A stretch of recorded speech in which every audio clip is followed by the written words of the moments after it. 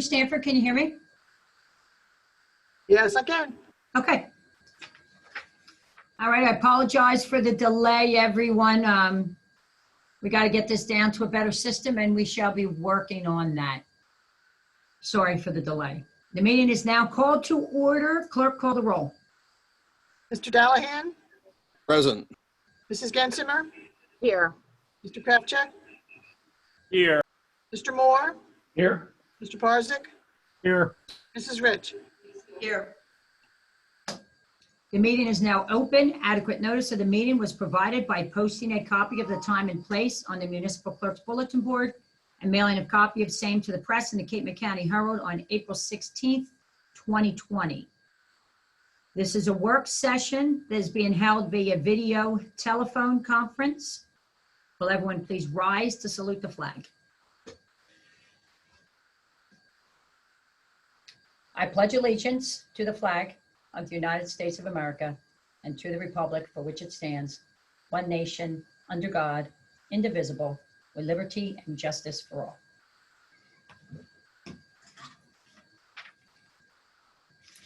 Okay, we're going to get started with our work session today with public safety. Councilman Dallahan. Speaking, may I please ask Debbie Scott to present her report?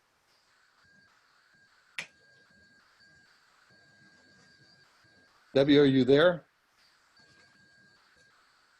I think her report is on file. We'll move on to the fire department.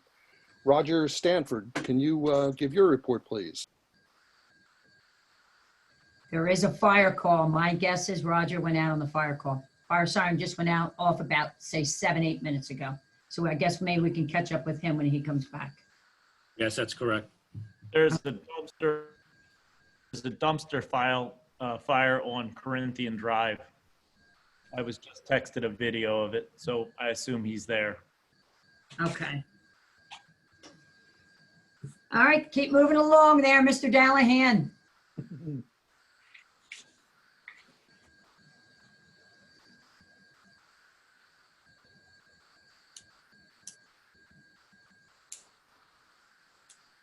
Move on to Sandy Basacco from the Beach Patrol. Can you hear me, Mayor? Yes, I can, Sandy. Okay, good afternoon. First, tonight there's a resolution for the designated protected beaches. I don't recommend any changes to what is on there from last year. Next, we have been patrolling the beaches, enforcing social distancing rules, and we will continue for as long as is necessary. Even into the weekend, as long as we have to do this. Starting tomorrow, beach tags can be purchased at the beach tag office. They can only be purchased at the office. That's at 95th and the Beach at the Beach Patrol headquarters. They will be open every day now into the summer from 10 to 4. Also starting tomorrow, you can pick up prepaid tags and veterans tags at the 82nd Street Recreation Building between 10 and 4. So you cannot purchase tags at the Recreation Building. It will only be prepaid tags and veterans tags. As far as this coming weekend, we will have guarded beaches starting Saturday the 23rd. We will have guards on duty from 10 to 5, just as we always do. Stands will be at their normal designated locations. We will expand the bathing areas for if there are crowds and we have to distance the bathers. It may not be necessary this early in the season because the water is still so cold. It's important to keep in mind that we are somewhat limited in how much of an area we can expand the areas because of the jetties, pipes, and anywhere that you could have rip currents that occur near the jetties. So we have some flexibility, but we can't just say, hey, you can swim anywhere. And that is my report. Are there any questions? No questions here. And in the regular meeting during my report, I'll expound some on what the governor mandates are and how Stone Harbor is going to meet them. We'll do that at the end of the council meeting so the public can weigh in should they have any questions. And the OEM presentation will take place at the same time, right? That is correct, Frank. Okay, so moving on then, and that's, anybody have any questions for the public safety aspect at this point? Mayor, hi, it's Bob Smith. Yes, I just have a comment. Councilman Dallahan, Debbie was excused this evening. There was nothing to report from the court. I'm sorry I didn't pick up on that quick enough when you did call her. But truthfully, there's been no activity with the court because the court is shut down by the administrative office of the courts. No problem. Thanks, thanks, Bob. Thanks. We have the police chief online if you need his report.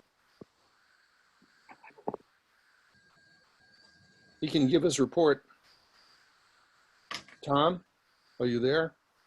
Yes, sir. Good afternoon, Mayor and Council. Thankfully, as of yet, the police department has not been directly touched by the coronavirus with illness, thank God. However, we will definitely feel the indirect effects of the virus as everyone has and will, of course. Specifically in our respect, we're going to feel it with reduced summer staff. As an example, we typically carry 3 class 1s, that's special law enforcement officer 1s that are the parking enforcement, and 10 special law enforcement 2s. Unfortunately though, back in March, the police academies in the state of New Jersey were shut down, and there's an indefinite reopening on all of them. So based on all that unknown, we basically have 2 staffing scenarios. Neither are good. One is worse than the other. One scenario is we will have 2 class 1s and 1 class 2. And the little bit better scenario is we would have 8 class 1s and 2 class 2s. Basically, the applicants that we had signed up as class 2s for this year, because the class 2 academy was canceled, a number of them accepted class 1 positions, and we're just waiting for that class 1 course to open up. In addition to that, in terms of full-time officers, we still have that full-time officer vacancy from January. We intend to have this position filled hopefully by August for the full-time academy class, but with the COVID situation, you know, everything's in a state of flux and it's unknown whether we're able to get that filled for that academy class. There's also a good possibility that 2 of our officers that are in the military are going to be deployed in June at some point, 1 possibly for an extended tour, and 1 for about 2 weeks. So aside from the obvious COVID health challenges that everyone faces, we do have some ancillary issues that we're going to have to address that are kind of just below the surface, and it's all basically a domino effect. On a more positive front, in terms of COVID compliance, the overall level of compliance that we've received from members of the public and the merchants with respect to the various EO restrictions has been overwhelmingly very good. Everyone is very cooperative. You know, I based on the situation, you know, I really couldn't be more pleased.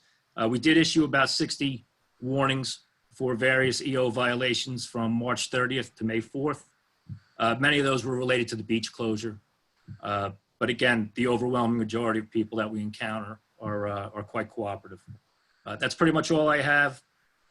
If there aren't any other questions, I just wish everyone a happy and healthy summer, and hopefully things get better. Thanks, Chief. Thank you, Chief.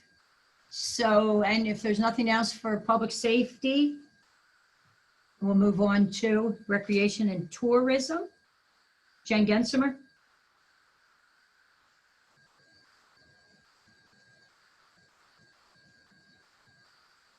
Thank you, Madam Mayor. The Rec and Tourism Committee met on Friday, May 15th, and both our Recreation Director and our Tourism Director have been hard at work following the governor's executive orders, and they've been working hard to adapt all their plans. So first, we're going to hear from our recreation director, Tina Prickett.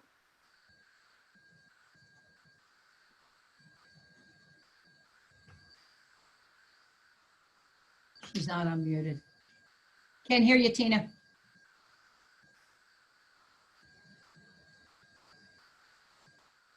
How's that? All right. Good afternoon. So I guess I'll start with the cancellations as discussed with the committee. The family fun nights that happen on Mondays at the firehouse, Wednesday beach nights, the pickleball tournament, both USTA tennis tournaments that we usually host, our youth basketball league, the bocce league, and our senior sit and fit classes will continue to be held virtually and not in person. So as far as cancellations on the recreation end, those are our cancellations. Our playground and basketball courts will remain closed at this time. Starting June 1st, we will have the opening of our pickleball and tennis courts at 50% capacity, and they will be by reservation only. So, and then the court rentals will start as planned on June 15th. So the reservation only will be either over the phone, you can put a reservation, and I'm currently working on an app that where we're gonna be working with, where you can actually pay and reserve the courts on there. So there'll be no cash transactions or anything of that, just keeping in mind safety first for our employees. But that will all be posted. So any tennis or pickleball would just be by reservation only, starting June 1st. And then the rentals will start June 15th as planned. And then also we will not be providing any equipment rentals at this time. So we're encouraging people that want to, participate in the shuffleboard courts. You can use them, but we won't have the shuffleboard sets available. We will not have the paddles and tennis rackets available for loan out, bocce sets and basketballs. So any equipment we're not putting on loan for this summer. And then we are asking our outside contractors, such as our boot camp and our yoga classes, to provide us with a formal proposal outlining how they plan to operate within the guidelines. Once we get them, then administration will view these as they're submitted, and then we'll go from there. And that's what I have for right now. Are there any questions? Thank you, Tina. We You're welcome. appreciate how hard you're working, and you've had to pivot, and you've been agile with all your plans, and we really appreciate all your work. Absolutely.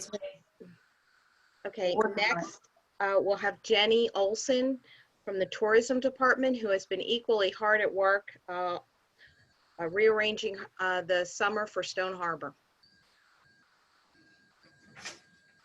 Good afternoon, everyone. I'm going to also go through a list of canceled events that go through August. So first, this weekend, the Memorial Day weekend beach opening has been canceled. The Chamber of Commerce Turtle Trot, the American Legion Parade as well. Then getting into July 4th, the concert and fireworks have been canceled for this summer. The Baby Parade is also canceled. Our Tuesdays at the Tower concerts are canceled. This next event, it's the Stone Harbor Triathlon. This is not a borough event, but the borough is involved significantly and it impacts a lot of people. So that was scheduled for July 12th. That has been canceled. The Festival of Lights event that was going to be at the Marina parking lot has been canceled. The Arts and Crafts Festival canceled, our annual Green Fair, and the Police Department's National Night Out. We are still going to go forward with our farmers market. We have delayed the start. The starting date is Sunday, June 21st. We have 27 vendors this year. 5 vendors from last year have chosen not to participate because of COVID-19. We're not going to replace those vendors so that we don't crowd the market. I have been working with the Board of Health so that when the market does open, it will be in compliance with all state and county guidelines. We can have the market because the market is considered an essential business. It only offers food. It will operate similar to any other essential business, most like a grocery store. We will designate a single entrance and exit point on 95th Street. We'll be regulating the number of people who are allowed to be in the market at any one time. This will limit and control access to the market to ensure proper social distancing. That number will be determined as we get closer to the start of the market, and most likely it will come from the Board of Health. We'll have signage and instructions posted at the entrance throughout the market, also indicating proper social distancing, hand washing, face covering use, hygiene etiquette. All vendors and staff will be required to wear gloves and masks and will be required to maintain a sanitized site. And any person that wants to enter the market must wear a protective, face mask or cloth face covering and practice social distancing. We won't be placing tables and umbrellas or providing music or entertainment. We are not allowed to encourage any kind of socializing or congregating within the market. The idea is just basically get people to enter the market, purchase what they need, and exit. That is pretty much what I have as well. If anyone has any questions? Thank you very much, Jenny. We appreciate all your efforts, and everything's always changing, and you're a constant in keeping up with all the changes. That concludes our report, Madam Mayor. Thank you, Jennifer. Thank you, Jenny and Tina. So the next on the agenda, we'll go down to discussion, is an ordinance. I have a little natural resource. Oh, I'm sorry. I'm sorry, Josie, because I saw there was an end. It's Go ahead. short. All It's yours. short. Oh, it's all yours. It might be a little more, the beginning of it is a little more upbeat. Just real quickly, the Stone Harbor Point is open. The Stone Harbor Point is, the stewards from the Wetlands Institute will be starting on Saturday, and they will be there daily. They are coordinating right now with Captain Palmer on the weekend patrols, and that entails they work together on how to go down the beach and make sure that they don't do anything that they shouldn't be doing with the two-legged creatures that are down there. Dr. Ferguson is also working with Captain Palmer to review all those guidelines so the patrols are done properly. The stewards, in case people don't know, they are down there to educate the public on the beach nesting birds and how to share the beach and manage disturbance. And this year they will be practicing social distancing, wearing masks when they're near other people on the beach, and they will have hand sanitizers and everything like that. Next, just a little highlight on the bird sanctuary. The trails are going to be closed to the public at this point, but you can certainly walk around the gardens on the outside of the sidewalks. The plants that are going to be planted will be done probably this week in the gardens with the volunteers from the Bird Sanctuary Committee.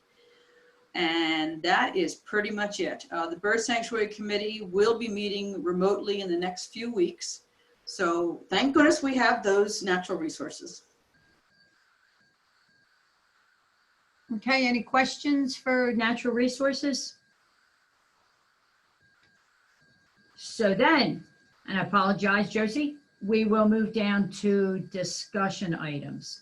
The first item of discussion is an ordinance change that is on for the regular meeting for introduction, and at this point it is on for discussion at the work session. The reason for that being, and again, I hate to have to continue to say this, is because it has yet to be discussed publicly. So we want to give the public an idea of why we're going to have why it is suggested that we change the ordinance, and then we can have some discussion on it. So the reason why we're looking to do a small change to the open display of alcohol is to put it in conjunction with the outdoor dining ordinance, which was introduced 2 weeks ago. So what happened was the outdoor dining ordinance, once it was introduced, it came to our attention that it does not conform to our open alcohol ordinance. So in order to bring the two ordinances into concert with one another, and in order for our outdoor dining to comply with our alcohol ordinance, it would entail changing our alcohol ordinance. So exactly what that change would be is, right now, open alcohol is not permitted on public property. The consumption of any alcoholic beverage in public is prohibited. So if you're outdoor dining, you're consuming alcohol in public. The only exception at this point in our ordinance for that is if it's in conjunction with an approved borough special event. So for example, Savor September. That is a special event that has been approved by the borough. The consumption of alcohol in public is permitted. That isn't an exception under ordinance 134-9. The only change that we are looking for in 134-9 is to add to that exception one other small exception, which would say, or is being consumed in conjunction with a permitted outdoor dining establishment. So we would in effect have two exceptions to the consumption of alcohol in public. One would be if it's a special event. The second would be if you are at an establishment, if you are at a restaurant that has a permit for outdoor dining, and the outdoor dining permit requires alcohol consumption is only done while seated at a table. So the two then marry one another, where the open alcohol, I keep saying open alcohol, it's actually consumption in public. So the consumption in public would be, again, and I'll repeat it, the consumption in public would be a special event, or if you are seated at a table that has an approved permit from the zoning officer to have outdoor dining. I had a conversation with the police chief about this. Best case scenario for him, he would like to see the areas roped off. At this time, that is such a major ordinance change in the ordinance.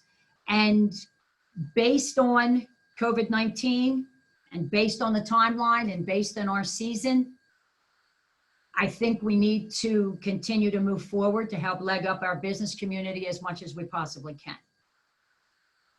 So the chief and I discussed that from an officer standpoint, he would like to see a black and white instance of a violation. You want black and white. New officer walking by, even a seasoned officer. It's just better if things are black and white and they're not up for interpretation. So if a person is not in a seat, they're standing at a table at outdoor dining, that's a violation. Must be seated.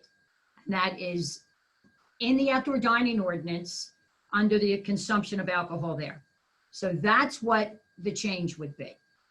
I did tell the chief that based on this present circumstances, I asked him if this was something that he could live with this summer, which he stated it is something he could live with this summer, and that we would reevaluate in September if we should be doing something different, or do we see that it's okay and it flows and the police have no problems and everything works out. So I had that conversation with the chief. So what would happen is we would introduce the change in the alcohol ordinance today. It puts us 2 weeks behind the outdoor dining ordinance. So on June 22nd, the outdoor dining ordinance, if it's passed on second, third, and final reading in 2 weeks, would go into effect on June 22nd. If the change to the consumption of alcohol in public goes through tonight. 4 weeks from now would be second, third, and final reading. It would lag 2 weeks behind. So on July 5th, we would marry the two. So for 2 weeks, you could engage in the outdoor dining, but you could not consume alcohol. June 22nd. July 5th, the two would be married. You could consume alcohol in conjunction with your outdoor dining at a permitted restaurant if you're seated at the table. So that puts us even to, we're going to July 5th. Now, we all know that our season is short. So that's going to take us, by the time that a restaurant can reap the financial benefit of this, it's going to be July 5th. So that in effect would give them 7 weeks of summer of this, perhaps 7 weeks. However, it would give them roughly 9 weeks of outdoor dining. So that's the ordinance change as presented, and it is on for first reading for the council meeting. So I open it up now for discussion for council members who have questions, seek clarification, have input, opinions. So. Judy. No, I initially thought, I think this is the safer way to proceed and to pass this change with regard to what our mayor has just discussed. However, I initially had thought that by way of implication that the outdoor dining at any establishment is part of that establishment by way of what is otherwise a temporary license. So I didn't initially feel that this was necessary, but as we look at it further, it's probably the safer way. Just like you said, black and white makes it easier to police and easier to address going forward. So I think it's a safer way, and I fully support it. Judy, what I was going to add to what you were explaining to the public, I just would like to make the public aware that we, the planning board did work on this outdoor dining or sidewalk dining, whatever it's going to be called, for quite a long time. Prior to that, right now, we do have an ordinance that permits outdoor dining. It has been there since 2012. It was done by the planning board back then. The difference between, one of the differences between then and now is that outdoor dining, what you could do right now, you cannot have alcohol. That is the condition. You may go out on the sidewalk and you go through your application, and the caveat on that is it was in line with the borough ordinance that we have had for many, many, many years, that I feel is a public safety ordinance that the police have been doing, or a fantastic job in keeping us the community that we are by, having that ordinance there to protect anybody walking around town with an open alcohol. So that's my first comment, and I just wanted everybody to know that the merchants have been able to do this, and I don't know, I guess maybe Ray Portier might know, no one since 2012 has voiced an interest until now. Well, there's a major change between the existing ordinance and the one as proposed. And that major change is the existing ordinance requires site review and go before the planning board. So it's a much more onerous process. It's a much more expensive process. And it requires areas that cannot physically then be removed, so to speak. You've got, if you look at the outdoor dining ordinance, it has to be the one that's in place right now. Clearly defined and limited by way of a barrier, such as fencing, landscaping, a wall, as approved by the planning board. It's a much more onerous process. And that was the point that what the planning board was working on, was we wanted to make a process where it wasn't as expensive for the restaurants, it wasn't as onerous. They didn't have to hire professionals such as architects and attorneys to then appear before the planning board. And it would allow for tables and chairs that would then be put away, put back out, put away. So there actually is major differences between the existing and now. So in order for a restaurant right now to do the outdoor dining, it's a much bigger expense and it's a much longer process. What we wanted to do was make it a permitting process through the zoning office, as opposed to coming before the planning board. You would go in and you would see the zoning officer, and the zoning officer would see your plan, your layout, where you're going to put your tables, and it's all clearly defined in the ordinance how that would go. And then the zoning officer would issue your permit, and it's a $200 application fee versus probably several $1,000s and permanent changes via the planning board. So that was the original goal pre-COVID-19. So pre-COVID-19, we were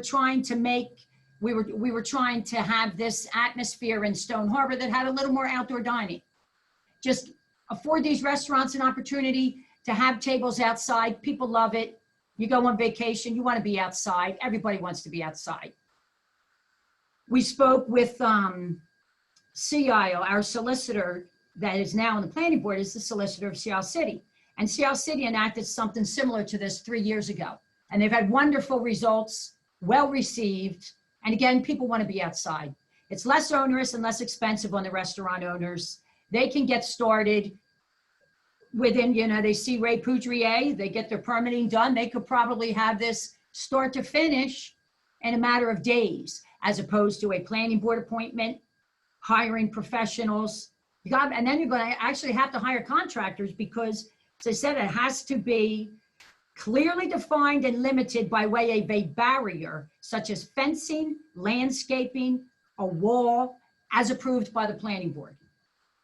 We didn't want it to be that onerous. If I may, one of the other driving forces behind this ordinance in a number of communities is the fact that restaurants will not be permitted to operate at full capacity for a substantial period of time. So the idea is to create a pressure relief valve to allow them to social distance, have some tables set on the outside in order to create more space on the inside. So that's part of the consideration. The other major difference as well, if I might jump in, is that this affords the opportunity for tables to be placed between the curb and also the walkway, which adds additional seating, which would otherwise not be able to be realized under the previous ordinance. So major, major differences across the board. Yeah, so not just alcohol, Josie, and there is the other thing in the new ordinance, you have to put it all away at night. It doesn't sit out all day long and all night. You just, while it's in use, otherwise it gets put away. So the basics, I would like to just focus on the fact that this was being worked on pre-pandemic and the reasons why we were moving in that direction pre-pandemic. Then once the pandemic struck, hit, whatever we would like to say, which we're now in the middle of, it's become more important to get this moving quickly so the restaurants can, as Mr. Caravan said, once they open up, we know just from everything we're reading and what's happening worldwide, nationally, that restaurants, when they open up, they're only allowed to use a certain percentage of their facility. And in Florida, they're only allowed to use 25% of their indoor seating. So that's why it's become more important that we get it through for this summer, and we can reevaluate in September, and we have a long winter to see what worked and what did not work. And right now, I was asked the question, what prompted this? Initially, it was ambiance. Let's get some outside dining. It's what people want. That was initial, what the planning board's been working on. COVID-19. Now we're going to need to get people outside. So now it has morphed into, we need to get people outside, and we need to help our business community, and we need to be able to get them some space outside that is not expensive, that is not onerous, does not require planning board review, so on and so forth. We need to help them. So it has morphed from what it was when the planning board was looking at it in February. More question, and I can let somebody else go. have we talked to all of the legal licenses, the liquor licenses in town, all of the rest of those that do have outdoor dining? Do they know that this is a plan that the borough has? 100%. I've personally spoken to Ron at the Reeds. I've personally spoken to Tom Hand at Fred's, and I've personally spoken to Brett at the Bar and Grill. And I think that's 100% of our licensed establishments. And I've spoken to all three. Yes. Yes, Fred's has too, but I know Cohogs had it last year. Yes. So I've spoken to them. And yes, the owner of Cohogs is aware of this as well. Yes, they are all aware of it. If I may, I am in favor of outdoor dining. I think that it does add a lot to the ambience of the town. My concern is about the lack of space, and how are you going to be able to keep the social distance, adding additional seating outside. So I think it would put an additional requirement as far as making sure that we would have accurate submission of the plan and review by Ray Boudreau's office. So that's Right, that's that would my- be part of the permitting process. There is a certain amount of square footage that is needed, a certain amount of clearance from the sidewalk, and so on and so forth. That is in the ordinance itself. I understand, and it just from a practical standpoint, I think it's going to be difficult to have space to be able to offer outside dining in a number of different restaurants because of the real estate being so tight. Right. Well, one of the things when you look at this too is if there's a restaurant that can only get two tops outside and they turn them over 3-4 times, it's 8 additional tables, 7 nights a week. That's 56 additional tables. That's a leg up. It's not our responsibility to find them their space according to the ordinance. They're to find the space. They're to conform with the ordinance, and they're to then come in and see the zoning officer. So that is on the restaurant owner to find the space and comply. And if they can, more power to them. I have been looking at the restaurants on 3rd Avenue, which is Jay's on 3rd, Luciano's, and Spiagetta. There is no room there for outdoor dining. It just doesn't make any sense to suggest to Jay's on 3rd, Luciano's, or Spiagetta to place outdoor dining tables on the sidewalk and have a sidewalk where people can walk through. And I, for one, don't like the idea of outdoor dining when I'm sitting there at a beautiful restaurant and having a nice meal and listening to people walk by, smoking cigarettes, smoking cigars, ice cream cones, kids yelling and walking through. It's not the ambiance that you would expect to see in an outdoor dining location. And I just don't think it's a practical idea. I'm curious to know how many restaurateurs have come to us. I haven't seen anybody at a borough council meeting request that we consider this. And to me, it just doesn't make sense. Point taken. We do have some restaurateurs who plan to speak at the council meeting during public comment. And I would just venture to say to each his own. Some people enjoy sitting outside and watching all the excitement and sitting there and having their meal, and they want to be part of something that somebody thinks is annoying, somebody else thinks is vibrant. To each his own. Here we are in the midst of summer. This is going to start around July 4th. July and August are known as very hot, humid months. People are not going to want to sit outside. They're going to want to sit inside where it's air conditioned. And they will not be able to do so because the restaurant's going to lose 50% of its capacity. We don't know that just yet. I think we could. Madam we do. Mayor, Yes, go ahead.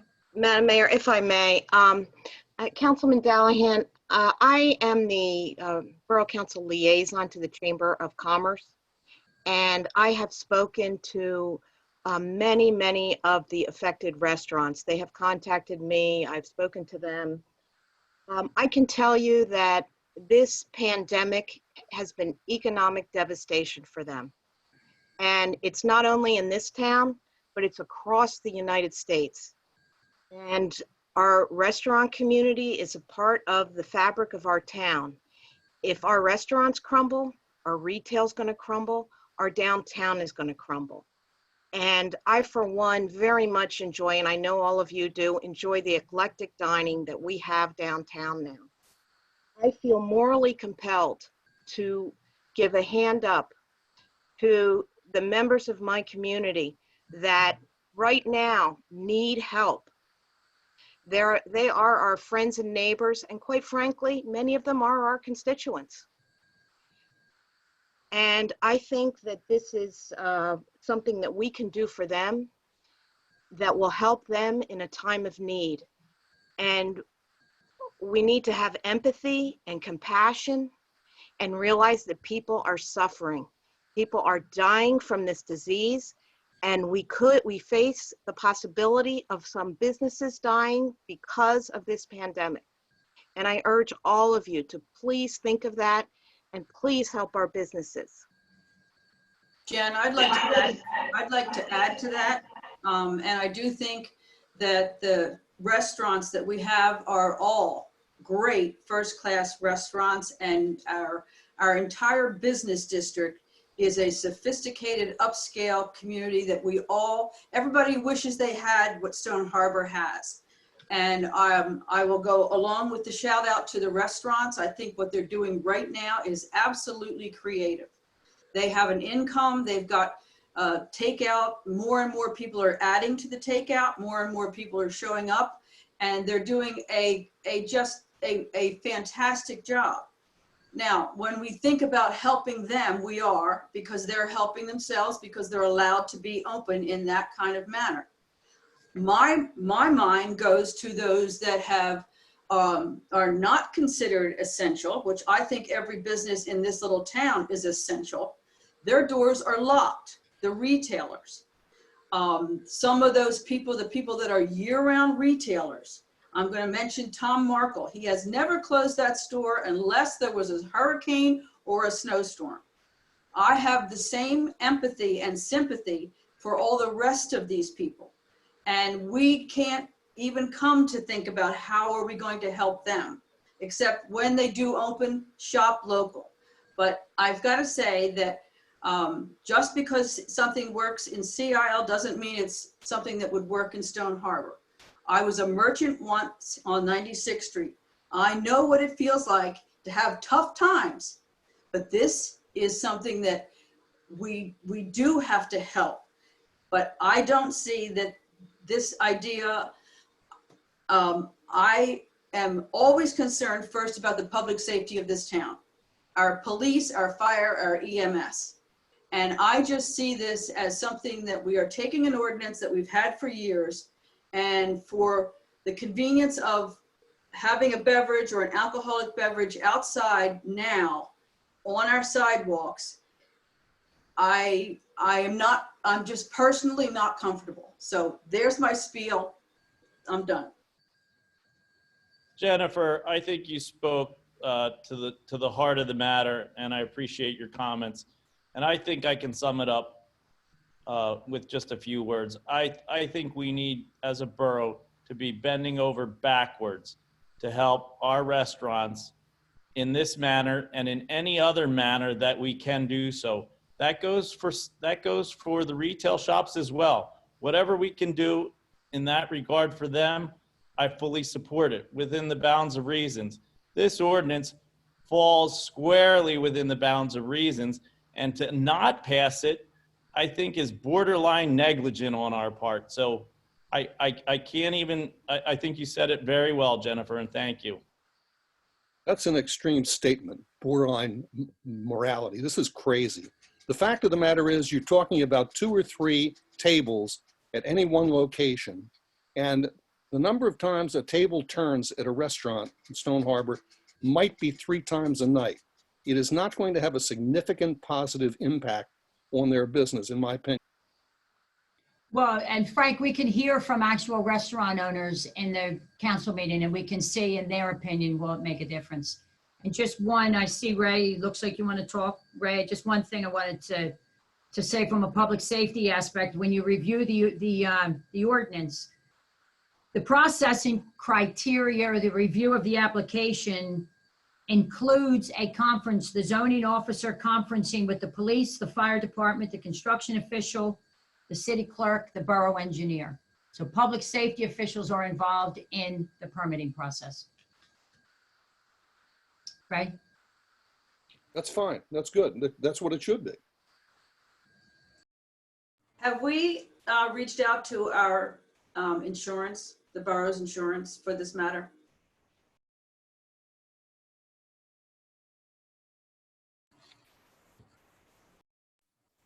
I think what Joe's, I think the success of this outdoor dining initiative, it really comes down to implementation and enforcement, I think. And to follow what Josie said, I think we asked before about the solicitor looking at the liability issues of this as far as the borough is concerned.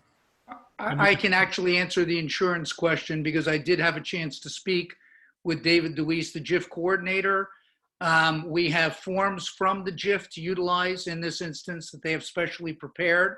So there are some liability insurance and indemnity requirements that the individual owners will be required to sign and agree to. But yes, we have reached out to the JIF, and utilizing their forms, they are on board. Okay, so that addresses the borough's concerns, right?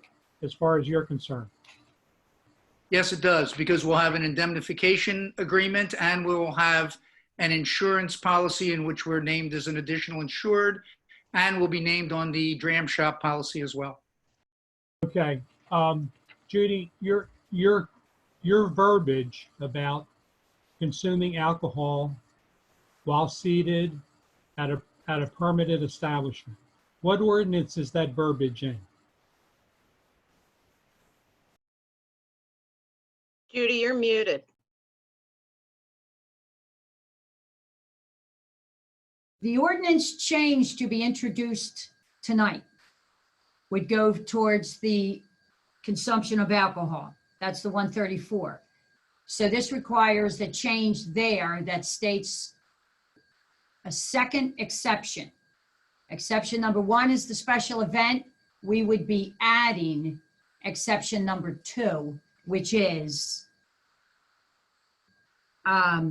drinking an alcoholic beverage in conjunction with a permitted a restaurant that has the proper permitting, so on and so forth, for outdoor dining. So it would, the second, I don't have, as I looked, to be honest with you, Ray, I looked and I do not have the verbiage in front of me, but it would essentially be in conjunction with a borough-approved permit for outdoor dining. Then when you go over to the outdoor dining says only while you're seated at a table can you consume. Okay, all right. I don't see that verbiage in my copy either. So that's No, because I'll be perfectly honest with you, and I can kind of understand some confusion. What you should have in front of you should be short and sweet, and it is our ordinance 134-9, consumption in public, permit required. So A, the consumption of any alcoholic beverage in public is prohibited. B, exception. The Borough Council may approve upon written application a permit for the use of borough property for the consumption of alcoholic beverage in connection with a special event. And that's the only exception. We would add C, exception.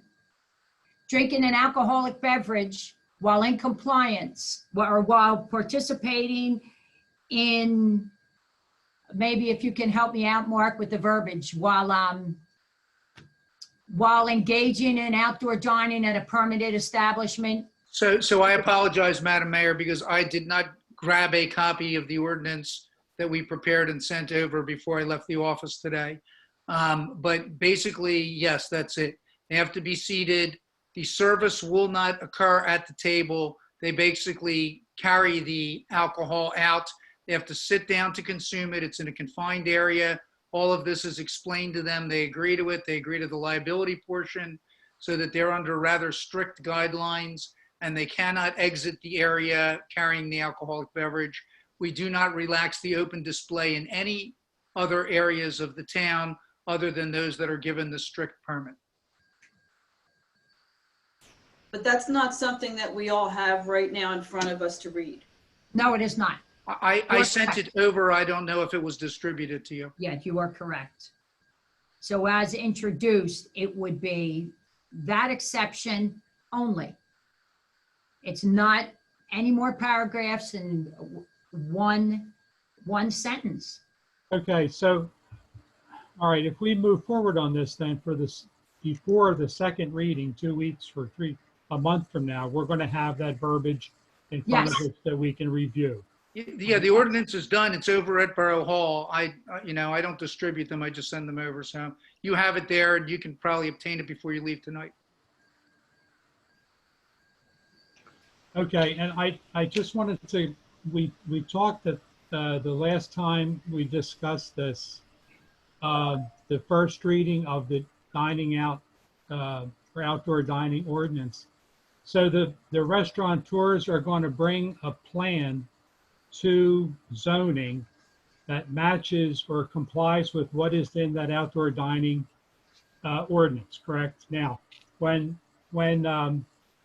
the governor starts to lift some of his restrictions on the restaurants,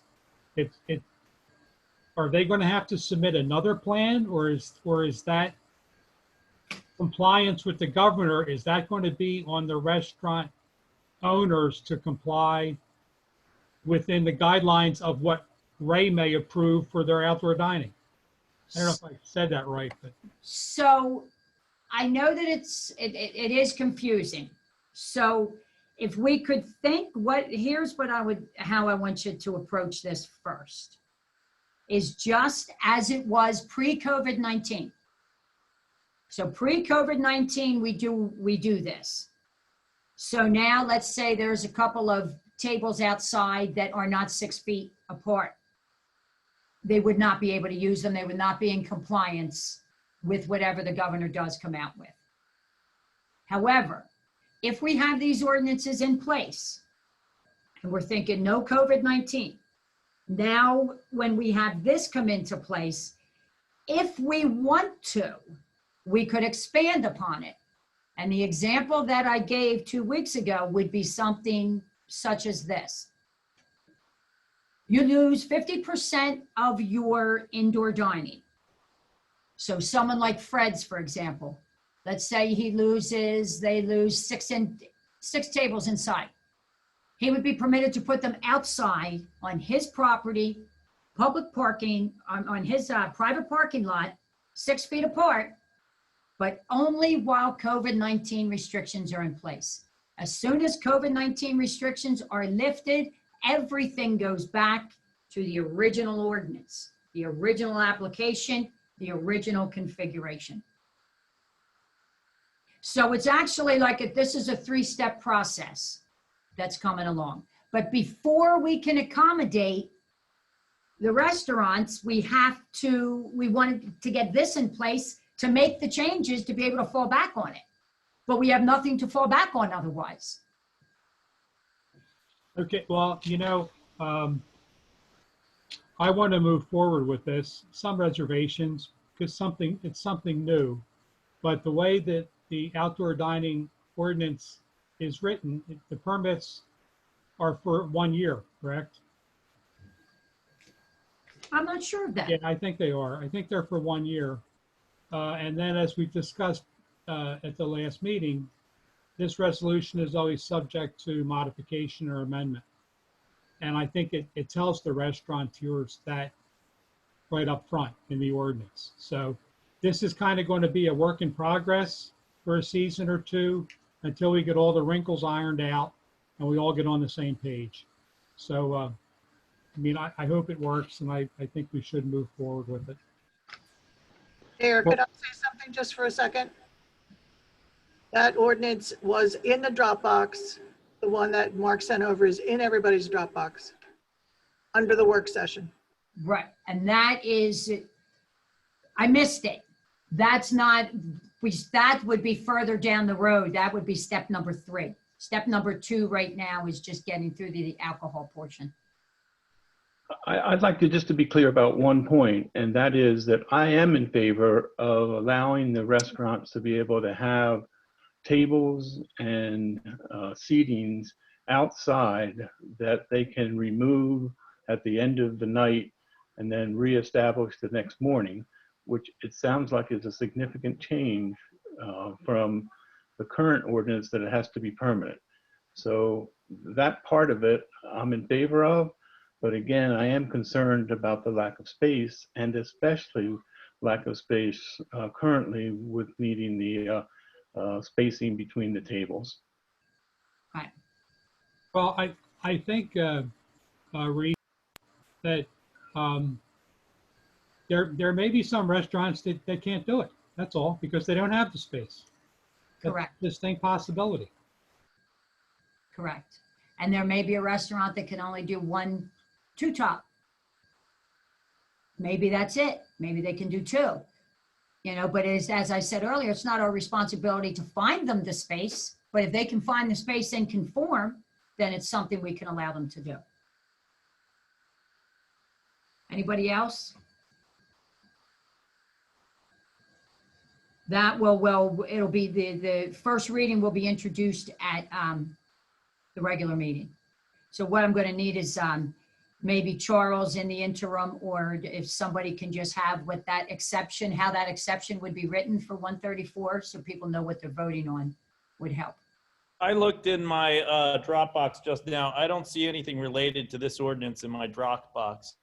Because it's now, if you could quickly go to the borough ordinances, just the regular ordinances, you'll see it under 134-9. And you'll see A and B. We'd be adding a C, and it would be maybe 2 sentences. The closure, just to making sure everybody has spoken, and okay.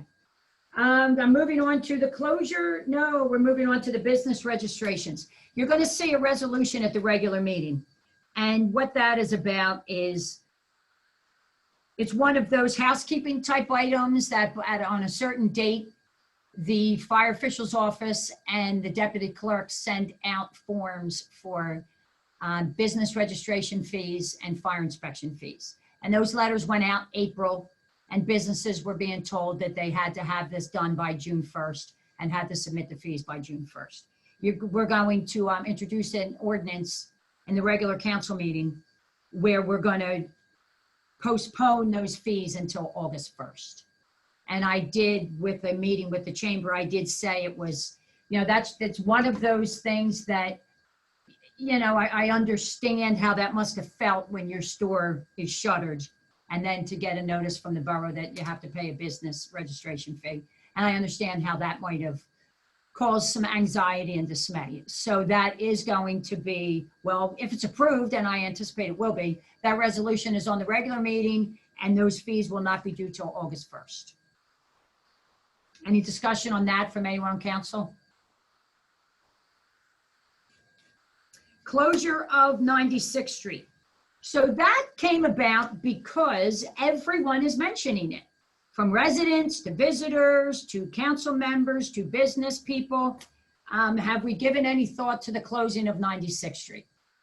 So I thought the best way to address it is to put it on the agenda, and we publicly discuss it, and prior to publicly discussing it, have the chamber reach out to their membership and give us some feedback. So the chamber did that. They did a Survey Monkey, and they had, I can share with you their responses. And for sake of ease, they were given 2 questions. Would you support the closure of 96th Street for the summer? Question number 1. Would you support the closure of 96th Street on Friday afternoons through Monday mornings? Question number 2. And it pretty close to a 50-50 split. Yes, 39 people said yes, they would support it for all summer. 37 said no, responders from the businesses. As far as just weekend closures, 42 said yes, 33 said no. Just for information, it does lose 67 parking spaces. That's the feedback from the chamber. There was other feedback from the chamber, includes some of the folks on 96th Street feel that they are paying the rents to be on that block, and it puts them at a distinct disadvantage. And when they got their store and they rented their lease, they planned on being on the 200 block with parking in front of their store, with ample parking in front of their store. And now with that gone, they feel that it's just something that perhaps they might have made a different decision at one point had they known. So and I'm just sharing with you some of the feedback that I got. Some business owners like the idea. As you can see, like with those numbers, it's somewhat a 50-50 split. So if anybody would like to weigh in on that, their thoughts on it, what you think of the feedback from the businesses, just thoughts in general. Is it something that you think council should move forward with? Should we not? I'm just looking for some feedback, some direction. You have a number of the merchants on 96th Street who voted for and against? I do not. And the reason that I do not is because initially, when I said to the chamber, let me hear from you, I'd like to get some feedback. And I specifically said the 200 block. And then in further conversations, other merchants said those 67 parking spaces also feed into the entire business district. So they felt that although there is perhaps more skin in the game for merchants in the 200 block of 96th, that all merchants actually should be afforded the opportunity to weigh in. So the numbers I have I don't have that breakdown. Okay. Judy, what was the thought behind closing 96th Street? Who is that? Jill from Shirley Chic Boutique. Jill, I don't want to cut you off here, but however, we take public comment at the regular council meeting. Okay. So that being said, I probably should have prefaced the meeting with that. Like I said at the beginning, what prompted it was the fact that it keeps coming up, both from council members, residents in town, some merchants, people just saying, have you given this idea any thought? And I said, as a matter of fact, lots of folks are giving it thought. Let's see, is it something that we want to do?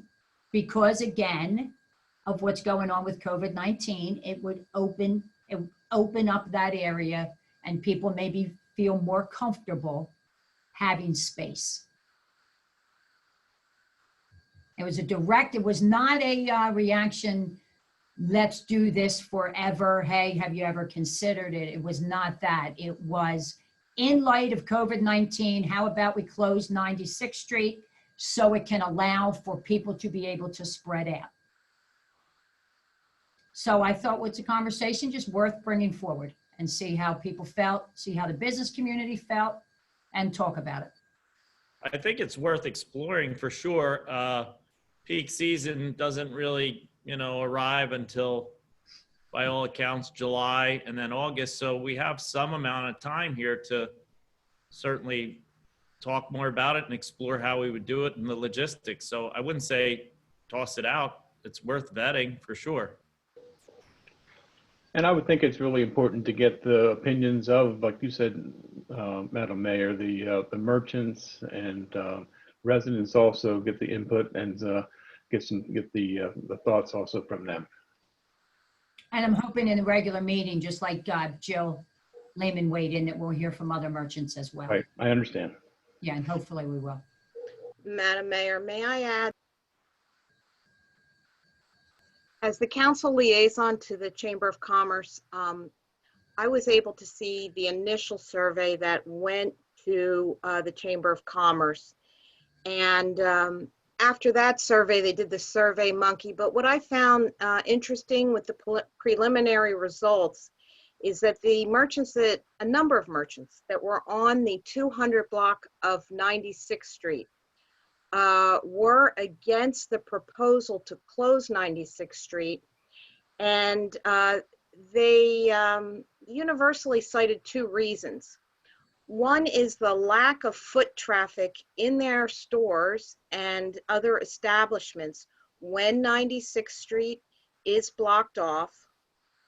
And the other was the lack of parking near their establishments.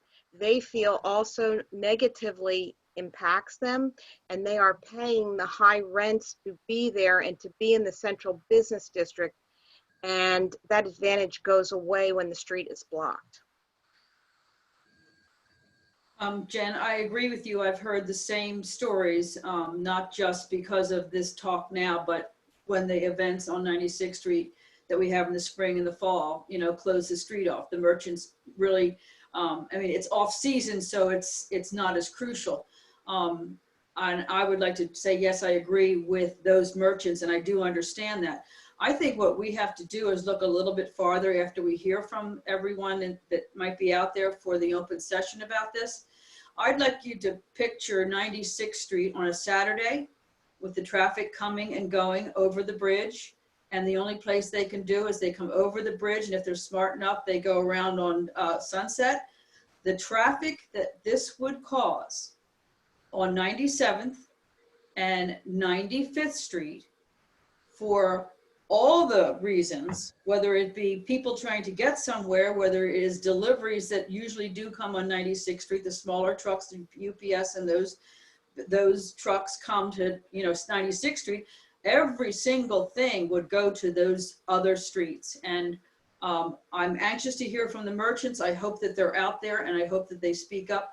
I think that if I drove over that bridge coming to the shore to rent a house that I've been coming for years and years, and I come over that bridge and see that 96th Street is blocked off, to me, that would be devastating. Devastating. A big empty street, no cars. I just hope all the merchants are going to speak up with their opinion, and you might not agree with me, but I think that this is up to the 96th Street merchants that I think would, you talk about what's killing their business now. The shoppers that come into this town come here from everywhere. Stone Harbor is a destination. We've got the best merchants, the best businesses, the best shops. And if they drove into town and said, well, what's that about? You know, where am I going to park? And they do all try, we all try to get on 96th Street, and we always take that chance. I think this would absolutely not be a good idea. That's my 2 cents. That's it. Anybody else want to weigh in?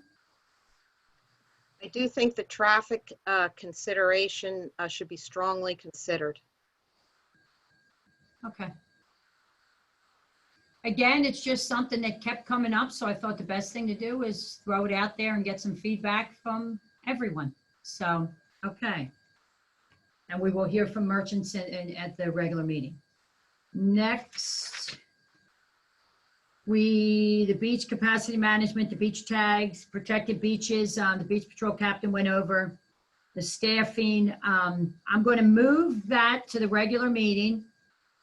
The beach capacity management, some further explanation, so the public can weigh in on that after I give what the details are that are coming out of the governor's office.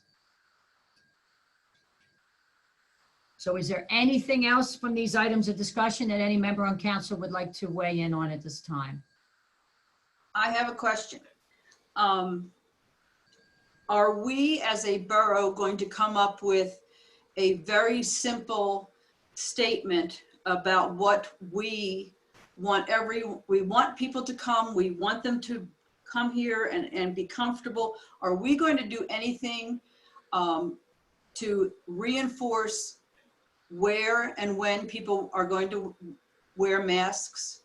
or in a positive way. I'm trying to say, welcome to Stone Harbor. Please be part of us. We want to be a step up from all the rest of the communities. Let's either lead, follow, or get the heck out of the way. But I think if we gave them, and there's an old-fashioned retailing rule, that you give people 3 choices or 3 ideas.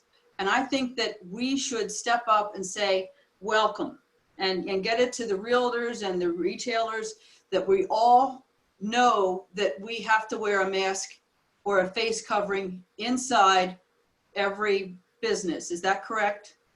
That is correct. Yes. Yes, yes. And how, Jenny is working on signage. Okay. The county is working on signage. There is, in the mayor's report in the meeting, I'm covering some of that education is actually beginning Friday morning via the county. Okay. Coming into town. Okay. So Jenny is tasked with the signage, the messaging, and so on and so forth. And she's already begun the signage for the beach. And then we're moving on with signage from there as far as public buildings, because we're going to need signs everywhere. Yes. Okay, and then in that, which I think that's great, I know everybody has watched the televisions and seen the people on the boardwalks or seen the people walking through cities, Philadelphia and whatever. Some have masks on, some don't. I know we can't, I don't think we can tell them they have to wear masks walking downtown, but the logic of encouraging it is if you're going to go downtown and you want to go in ACE, you're going to have your scarf or your protective mask to go in ACE. If there was any way, if anybody is creative enough to come up with an idea that you've got that mask with you and you're not going to get in any store without one, how could we encourage them to pull it up when they're on the sidewalk in town? I don't know. No. I mean, all we can do is put the CDC guidelines state you don't need them outside, and then when you get within 6 feet, you need it. So what the messaging is, the CDC guidelines. Okay. Follow them, follow them, follow them. Suggestion, the second that's the 6 foot gap starts to, you should be putting the mask on, and that's the message. And I think we are small enough, even though we do have wonderful visitors coming, that if all of us would set the example for walking downtown, put the mask on, it might be a little more contagious. And it's just a thought, but I'm glad to hear that we're doing that. And I think that I honestly believe we're going to have a very good summer. I think we're going to have a good June. I think we're going to have an awesome, awesome fall. So, and I think the town should be proud of what we have done in this situation. Thank you. Yeah, so I'll give some details on that county program. But I like to, and the reason why I like to save that is I want the public to have that opportunity then for that final public input. Anybody else have any last minute comments, questions, suggestions? We can adjourn and start the regular meeting. Okay, so I need a motion to adjourn. So moved. Second. All those in favor? Aye. Opposed? We're adjourned. The work session is adjourned. We're going to move right into the regular meeting.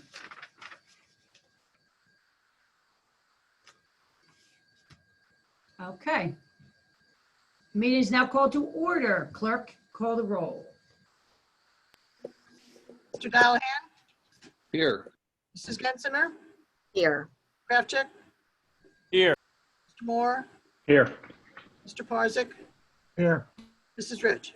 Here. The meeting is now open. Adequate notice of the meeting was provided by posting a copy of the time and place on the municipal clerk's bulletin board and mailing a copy of same to the press and the Cape May County Herald on April 16th, 2020. Just for the record, this council meeting was held via video telephone conference via the Zoom platform. I just want to remind everyone to remain muted and be cognizant of not removing that feature. Before we rise to salute the flag, with Memorial Day just around the corner, I think it's fitting to acknowledge the loss of 2 members of our American Legion post who were World War II veterans, Graham Quinn and Frank Taylor. Graham Quinn, affectionately known as Quinny, died at the age of 93 on April 29th. Quinney was born in Ridley Park and called Stone Harbor home for many years. He was a decorated World War II Navy veteran and served on the USS Pensacola. Mr. Frank Taylor died at the age of 93 on May 11th. He was born in Philadelphia. He and his wife Elsie have resided in Stone Harbor for the past 33 years.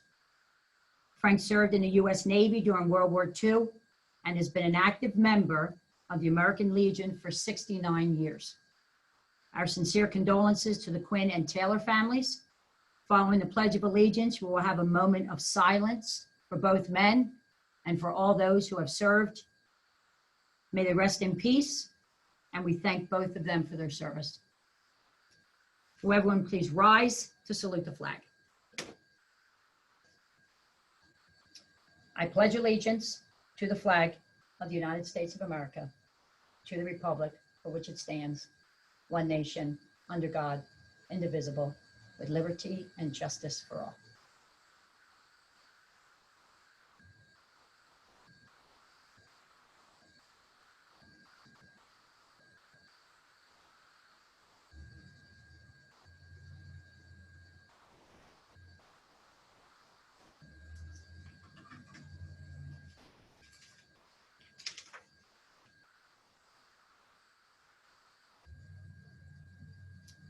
Clerk, do we have any communications?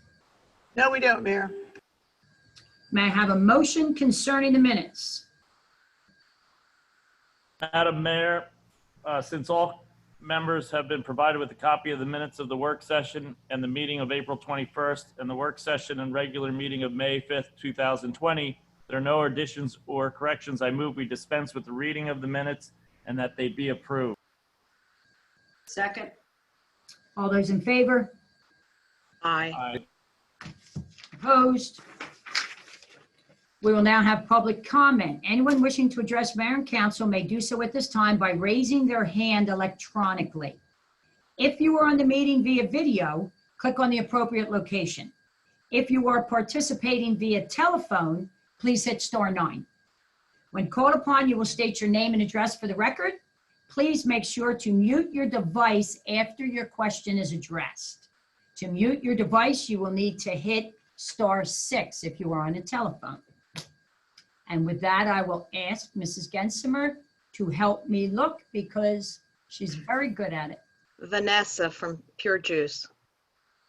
Vanessa from Pure Juice. Just a minute, Vanessa. Let me see if I can locate you.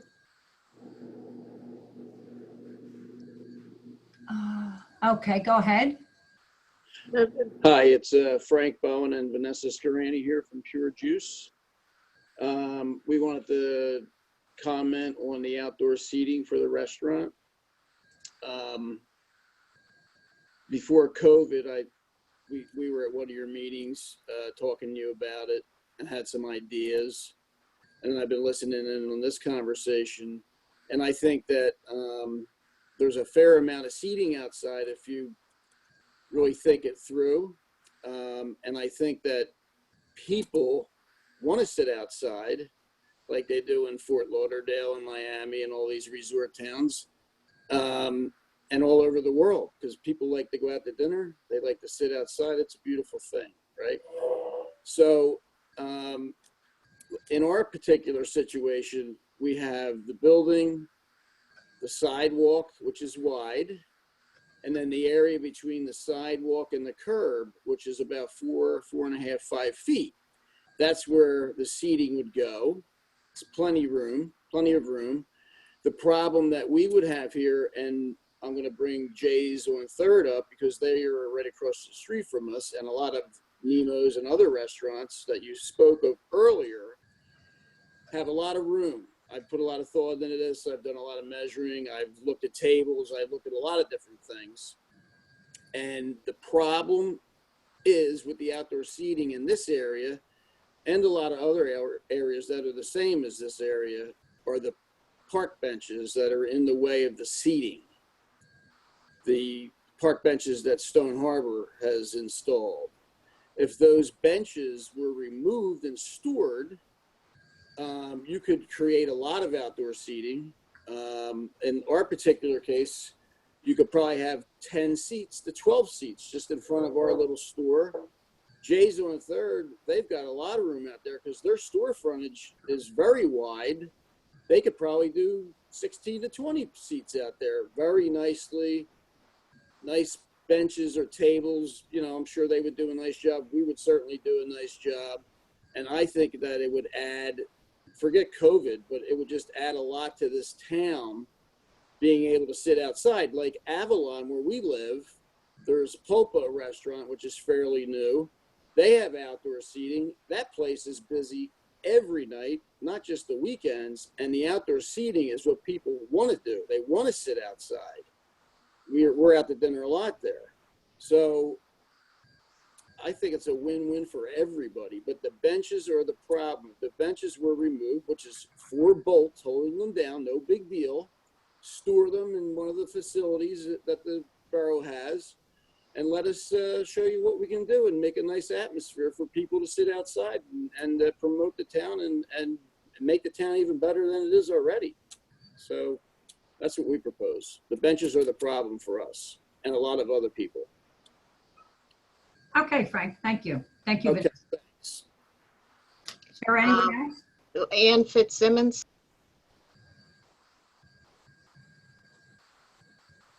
Go ahead, Ann. State your name and address for the record, please. Hi, I'm Ann Fitzsimons from Jay's on 3rd, right across the street from our good neighbors there at Pure Juice.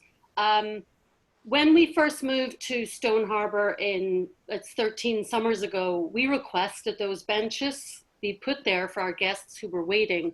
And that was one of the things we were actually going to propose, was requesting those be removed, because as quite a few of you know, we have put this outside dining to the test because we had a power outage 4th of July weekend, which put us under a lot of pressure, disappointing our guests, etc. So I went ahead and put the tables and chairs outside, and it was beautiful. It was magical. We had many, many requests for outside seating after that point. People just assumed it was a thing. We want to request those tables outside. Anyway, that was going to be my proposal. Our proposal from Jay's was requesting that those benches be removed, since we had in fact requested them in the first place. Thank you. Thank you, Ann. Anyone else who would like to? Sandy Slipe. I see you, Sandy.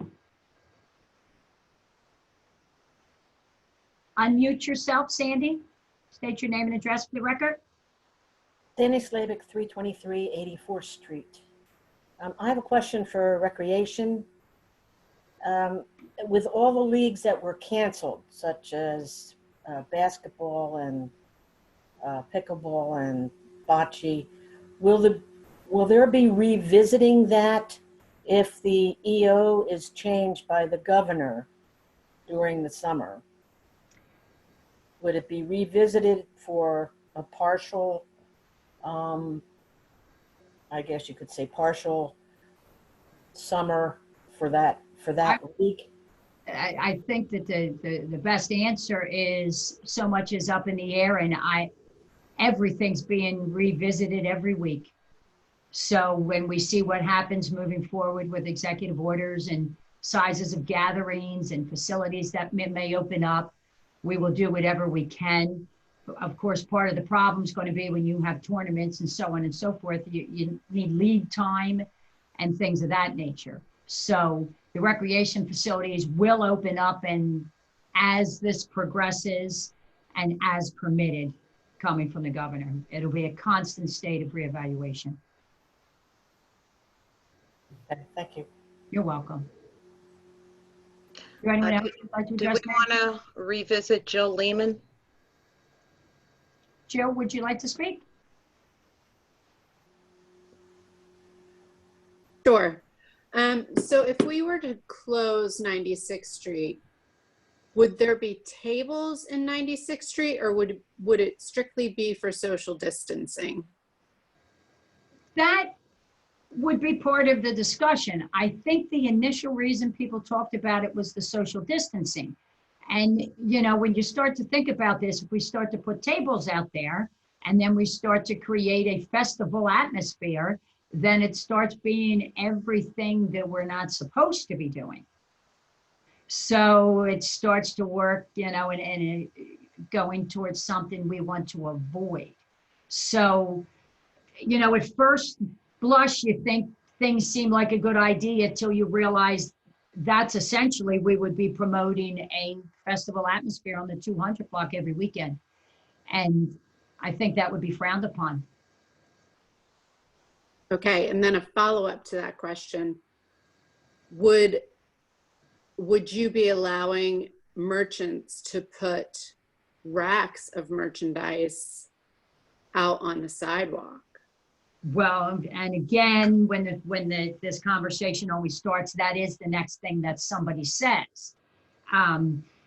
So it just flows and flows and flows. And again, we close off 96th Street, we put tables out, we put clothing out in racks. We might as well just have, the sidewalks there and pack the streets again. That's where it would go. So, as far as though just thinking about in general without the 200 block closed, I know that there's some people that cringe at the thought. You're not the first merchant who has asked, could we put something outside? So if that is something that council wants to consider, again, to leg up the businesses, and if there's rules that it can be applied with restrictions, and people feel safer being outside shopping, and it's something that helps the businesses, and there's a plan perhaps that the borough can work through with the Chamber of Commerce with restrictions. I can't right now say to you that would be something that we would move forward with, but I think in light of what's going on, we're willing to listen to any proposals and to vet them and to see what could work and what doesn't. No, I actually wasn't for that. I just was wondering if that was something you were considering. Right. And there is other merchants have asked that question. Would we allow? Yes, I had heard that. So, yeah. And I thought that would go against the whole social distancing aspect. So that's kind of where my question went. Right. Also, as far as parking, and I had asked you this, I believe before, if we were to close off between 2nd and 3rd, are we still working with the free lot to open that up sometime soon due to all the construction? Right, and I have to admit, I'm remiss on, I don't know if maybe Mr. Parzik, does someone know the timeline on that parking lot and that equipment and that parking lot? You mean the parking lot on 94th and 2nd? Yeah, I think, in order to keep the streets open, when they start construction there, after they're done working on the streets, they're still going to use, that's going to be used all through the summer. I don't remember exactly how much of it, how much it will be used. I think they're going to use quite a bit of it. And because, we're shooting to get that sewage station online by October. So, they're struggling to get the streets done before the season starts, but then they actually have to build the pump station. And I think they'll be using that all through the summer. So that certainly is a consideration when you're down 67 spots on the 200 block and then you're down X amount of spots that 94th Street lot. That's a lot of parking. Judy and Ray, I thought that in one of our flood mitigation meetings, their goal was to have half of that lot open, but that was said, I think, a couple of meetings ago. I don't know if that's on track or not. And it was half, and I don't remember date-wise when I can't remember, but I do seem to remember they weren't going to be occupying the entire lot. However, half is significant. Mayor, Grant has something to say on that. Go ahead, Grant. I don't know if we're going to be able to open that up halfway, because right now we don't have a driveway on the 94th Street side because they had to tear that out. And the 93rd Street side is a one-way only. The amount of, we're going to try to do our best to condense it as the project moves forward. But as of right now, moving into this holiday weekend, it's not going to be open.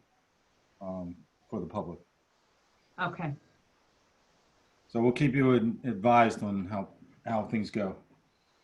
But for right now, it's going to be closed. Okay. Are there any more merchants that would like to weigh in on that 200 block that we could hear from? Dave and Jane might be from the 200 block. Where? Dave and Jane have their hand raised. This is Dave Court. Can you hear me? I see It's Carrie Dave Todd Court. has her hand waved too. So Carrie Todd has her hand up from the 200 block. okay, go ahead, Carrie.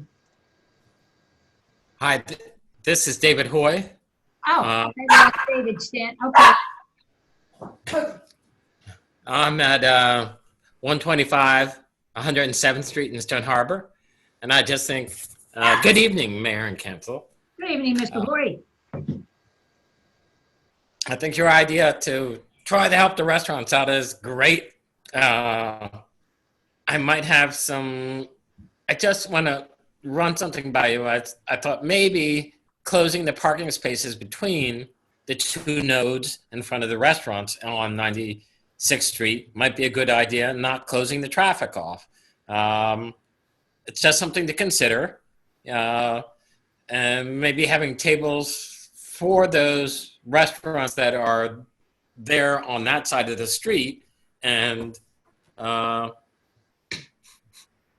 make them clean up after themselves, not have the town, a town duty or so to say, but it would keep the traffic flowing and keep it off 97th and 95th Street, which seems to be a big concern. I also think your idea that was floated at the last meeting as far as tables on the streets, I have not talked to my neighbors in the back of my store, but I'd be more than willing to share my back wall to both restaurants on either side of me to get more people into town, because eating, going out is a big thing about Stone Harbor. That's all I have to say. That's wonderful. That's wonderful, Dave. And yes, you know, when the back of the stores there, that is another place, and I don't know if the owner of Yvette's is on the meeting here, but I did notice that there could be some spots there for outside as well. So when you go back on that 200 block of 97th Street, there is some areas there. Thank you, Dave. Is there anyone else who would like to address Mayor and Council? Carrie Todd's waiting. I also have Spiaggiata Restaurant. Okay, let's go to Carrie Todd. She's been patient. Go ahead. Hi, Carrie Todd from Bread and Cheese Cupboard, 246 96th Street. I just want to say that this will be my 15th season, and whenever there's an event in town, my morning business really suffers. I have a lot of customers that like to come to the store before parking. The parking meters are on so they can pull right up front. I'm also worried about handicapped citizens. If you take away those handicapped parking spaces, are you going to put them someplace else? A lot of people aren't able to get to the store. I mean, they're going to have to park far away. It's a considerable walk for the handicapped. I just think it's something to consider when you're paying the high rents or the high property prices. Stone Harbor is like a monopoly board. The 200 level is some of the most expensive property in Stone Harbor, and then you're taking away an advantage we paid for. And now we're at more of a loss on top of the COVID situation we're in. So I just want you to consider that, and thank you for all you're doing. Thank you. Okay, we have Casey O'Hara. Go ahead, All Mr. right, O'Hara. I just off muted myself here. Okay. Casey O'Hara, Uncle Bill's Pancake House, 308 96th Street. And we also own property at 9800, the corner of 9800 3rd Avenue, which is Spiaggiata is our leases from us. I just want to say, I think from a business standpoint, what Borough and Council's working on is spot on. you're basically putting it in our hands and the consumer's hands. And you're saying, hey, if you want to eat outside, you've got a choice now. And, you know, since COVID-19, I mean, I turned my restaurant over 5 times. So I'm going to lose a significant number. And if I can gain 2 seats outside, it's going to help. I mean, every little bit matters. So I want to tell you, you know, you're on the right track, and beyond, you know, this mess and this time that we're in, it's going to add to the town in the future. And I think that every person that owns a business in this town is capable of doing it the right way. And I think the people that come to our businesses are capable of doing it the right way. So I want to thank you on that. And, you know, with closing 96th Street, just, I want to add to that. I haven't really put much thought to it until I was just listening to this. So I'm kind of just going to add my 2 cents. I think that from being on the other side of the 300 block, it creates a little bit of a problem with parking on our side. I know the shoulder season events, you see it, and you know, that's the off season. I can only imagine what it would be like in July and August. I just see it being a problem for probably 97th Street as people are coming into the island, and they're going to have to make a right, then make a left to come back up, and we don't have a traffic light pattern there, and you've got a one-way street, 2 one-way streets obviously on each side going up to get to 2nd Ave. I just, you know, I kind of see it being like you've got those delivery trucks on 97th Street. You might have a delivery truck at Ace True Value. You're just going to create probably more problems than it's worth. But I see why certain people would want it. I mean, I don't think it's, you know, it's something that, like, I think we should really think about. But the outdoor dining, you guys are nailing it, and keep up the good work here on the Zoom. I appreciate you. Thank you. Thank you, Casey. Thank you. We have Amy Hardy from the 200 block from Trends. Go ahead, Amy. You're going to have to unmute yourself, Amy. There we go. Thank you, Mayor, Council, fellow business people, and our community. I operate 3 stores on 96th Street, and we are at 209, 211, and 215. I have run a business in Stone Harbor for over 40 years. I've had the privilege of working on 3rd Avenue as well as 96th Street. To close 96th Street would be a huge detriment to my business. It will definitely affect me in a horrible way. People rely on the parking and the visibility and the accessibility. So I encourage you not to close it. Also, when you drive into town and you would see a barrier up, just emotionally, it's like, don't go there. Do we really want to say that to people? Don't we want to say, come, experience? We're all going to do this differently. Every one of us is adapting. So let's all adapt together and not hurt one over another. Thank you. Okay, now, thank you very much. Now we have Marco Tarantino from Spiagetta.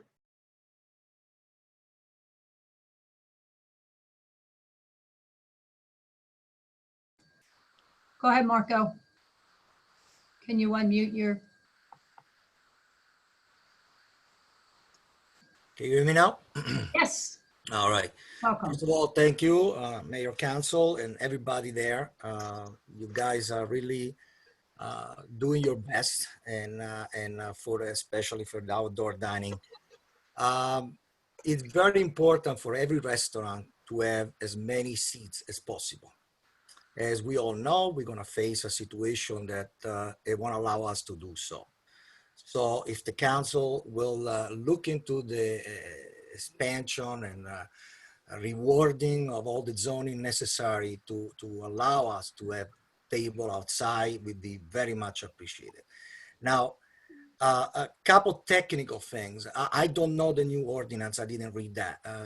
I didn't have access to that. So with the old ordinance, I think there was the requirement to remove the table at night between 12 and 7. Technically speaking, I think it's such a non-necessary things to do at night. There is no people around. And second of all, are this table outside be allowed to be, 6 feet from each other according to the ordinance? So even myself on 98 and 3rd, I have a lot of options. I have 98, I got 3rd Avenue, I have Panini, so I have a lot of frontage of the restaurant, but that doesn't mean we're gonna have 45 people. They probably are gonna lose more than that inside throughout the sidewalks of the restaurant. So every restaurant we have something, but will never replace whatever we have inside. Per ordinance, I can seat over 180 people inside, if not more.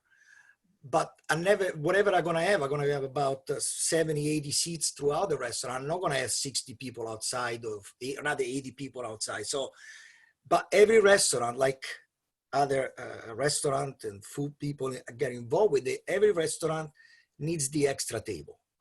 And plus, you guys are all in business and they have their own business. They always tell us to give to the customer what they want.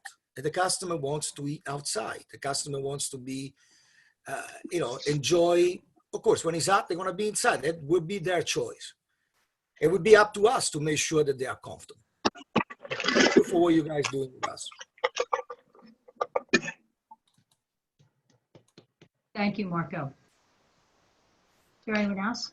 Yes. Next, we have Maggie Day. She's the proprietor of Nesting, and she's also the president of the Stone Harbor Chamber of Commerce. Good evening, everyone. Hello, Mayor and Council. First of all, I just wanted to thank all of you for everything that you're doing. We really appreciate it, me personally, and our businesses in town, and the Chamber of Commerce as well, for all of you. I just wanted to first touch on the closure of 96th Street. Josie, I do agree with you, everything you said. Amy Hardy, everything you said. We have specifically talked to a lot of our businesses on 96th Street and beyond, and I feel that the reasoning for the no is stronger than the reasoning for the yes, even though we were split down the middle on the 50-50.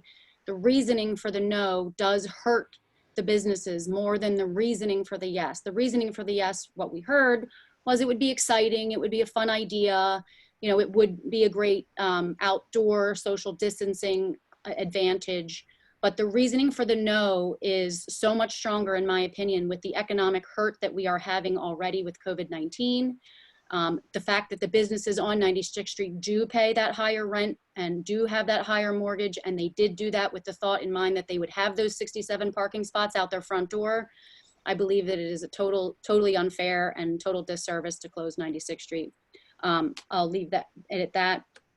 The first thing I'm going to touch on with outside dining is for my family personally. Tom Tice and I and his family, his children, are the owners and operators of the watering hole.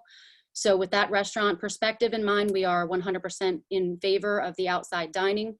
We are on the 2nd floor, so I don't know whether it would even affect us, but we just wanted to put in our vote for yes for that outside dining with the restaurant perspective.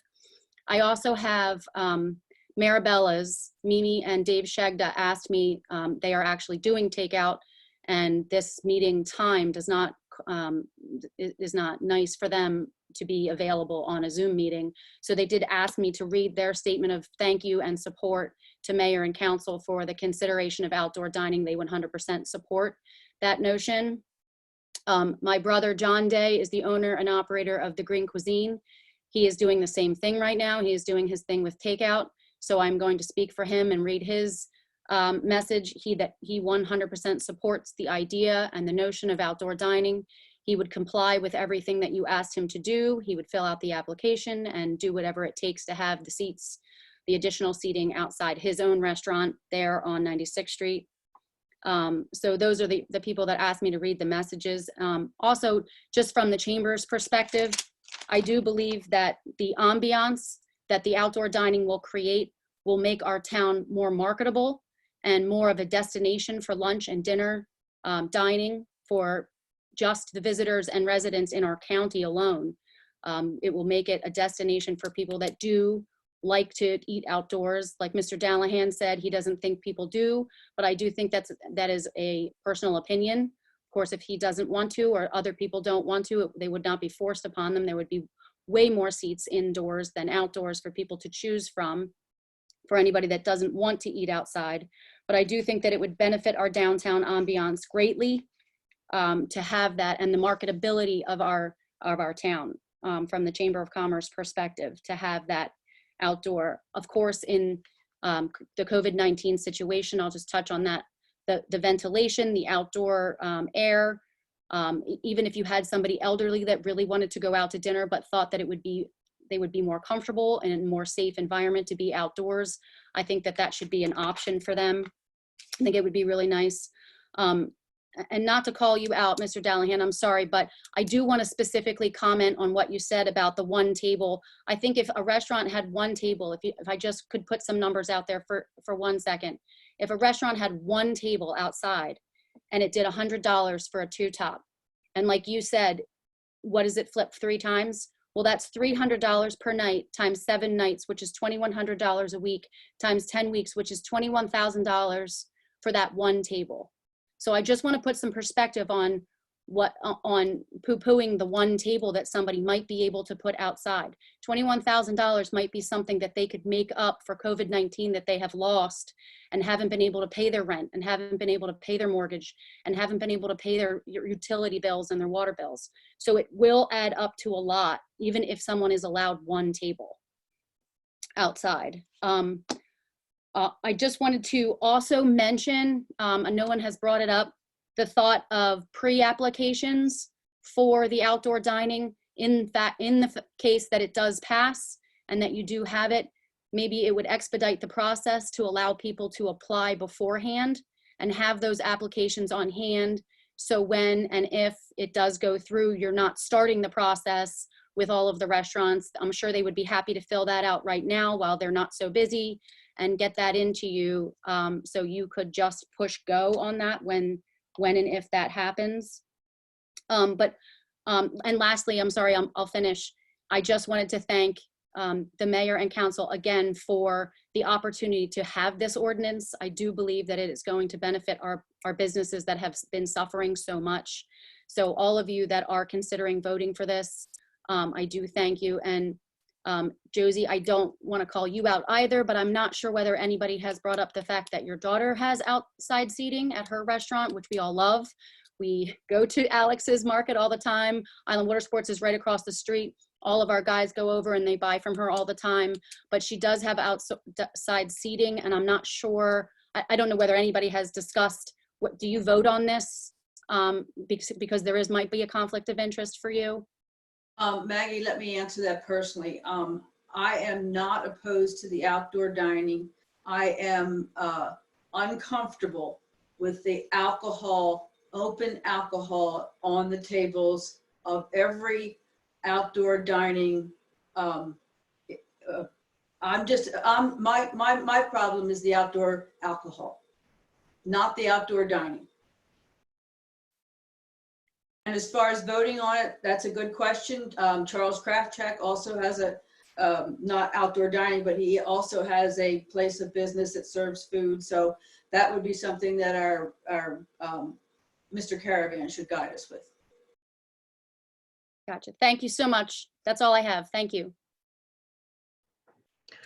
Thank you very much. Next is Scott Rutter. Go ahead, Mr. Rutter. Hi, good evening, everybody. I just want, I live at 222 104th Street. I've been listening intently on all of the discussion around providing outdoor seating for restaurants. I agree wholeheartedly with a number of comments that have been mentioned tonight.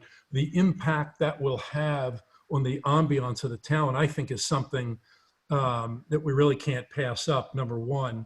And number two, just the fact of trying to help those businesses.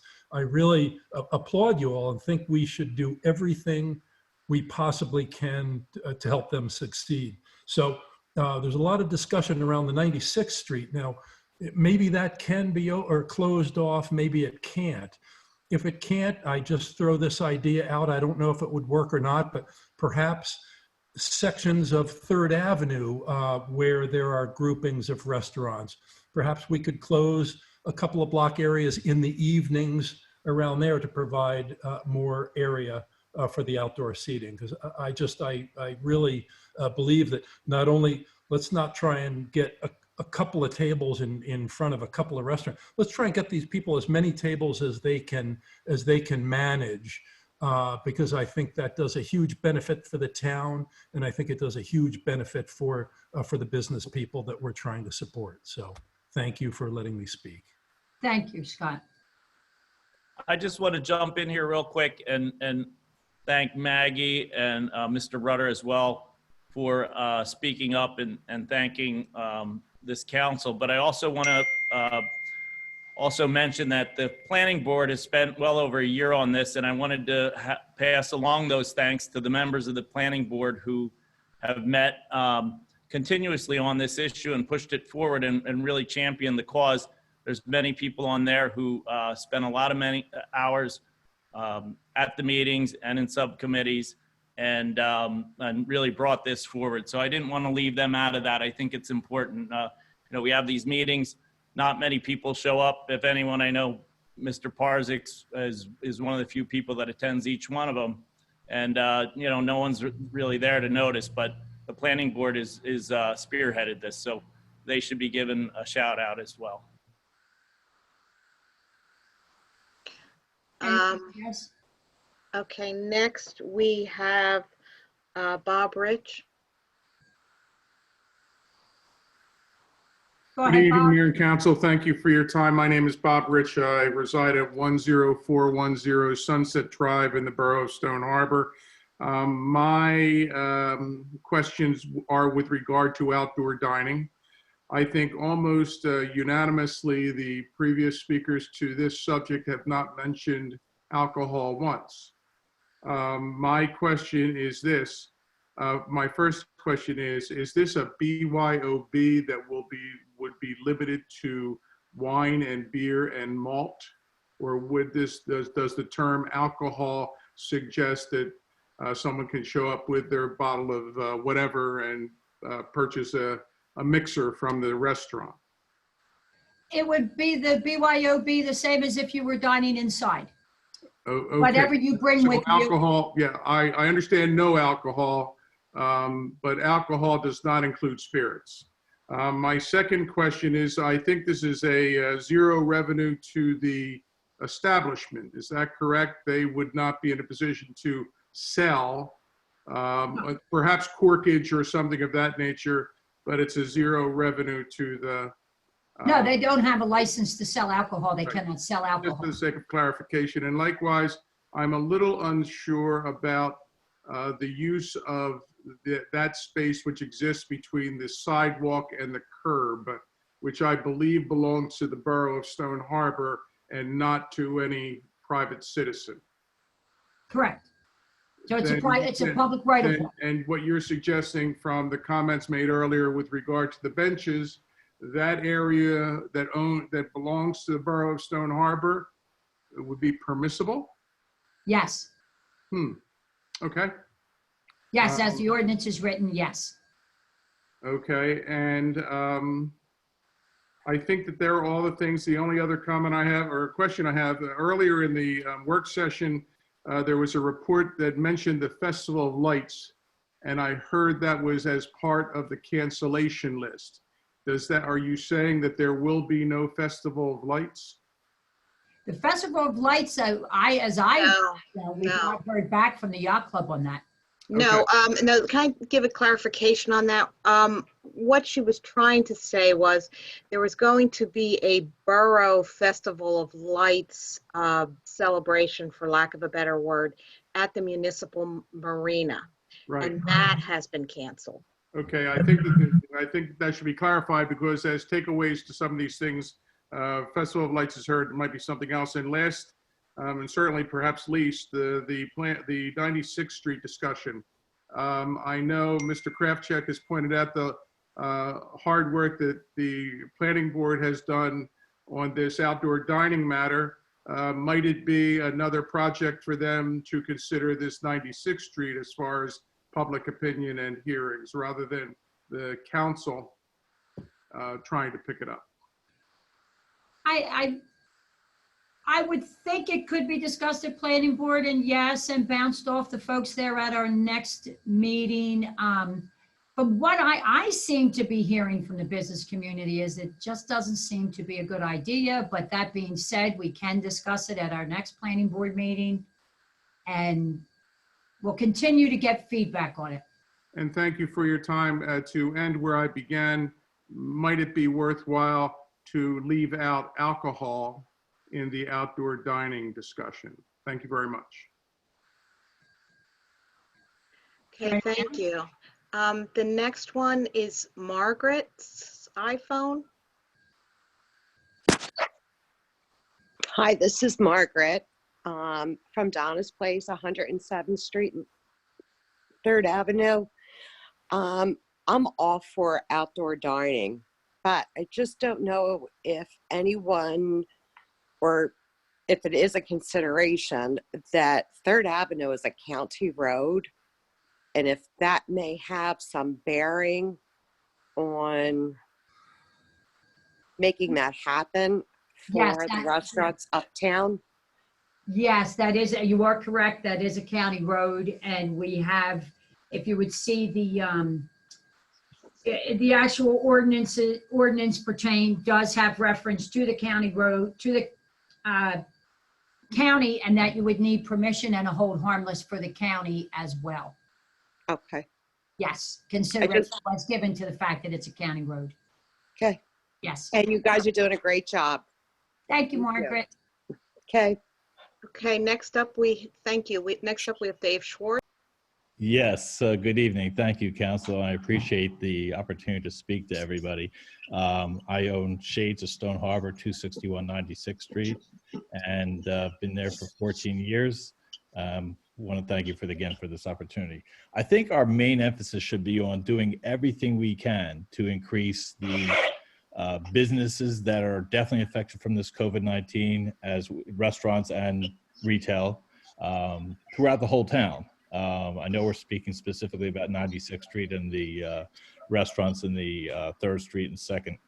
But I agree with everyone I've heard from as far as the restaurants on 3rd Avenue. I don't see why not they can't have, if it's possible, to have tables outside to help the businesses that are going to be limited to 25% or 50% or whatever it might be, to help them out with their businesses, because they're already probably having financial problems, being that they've been closed so long.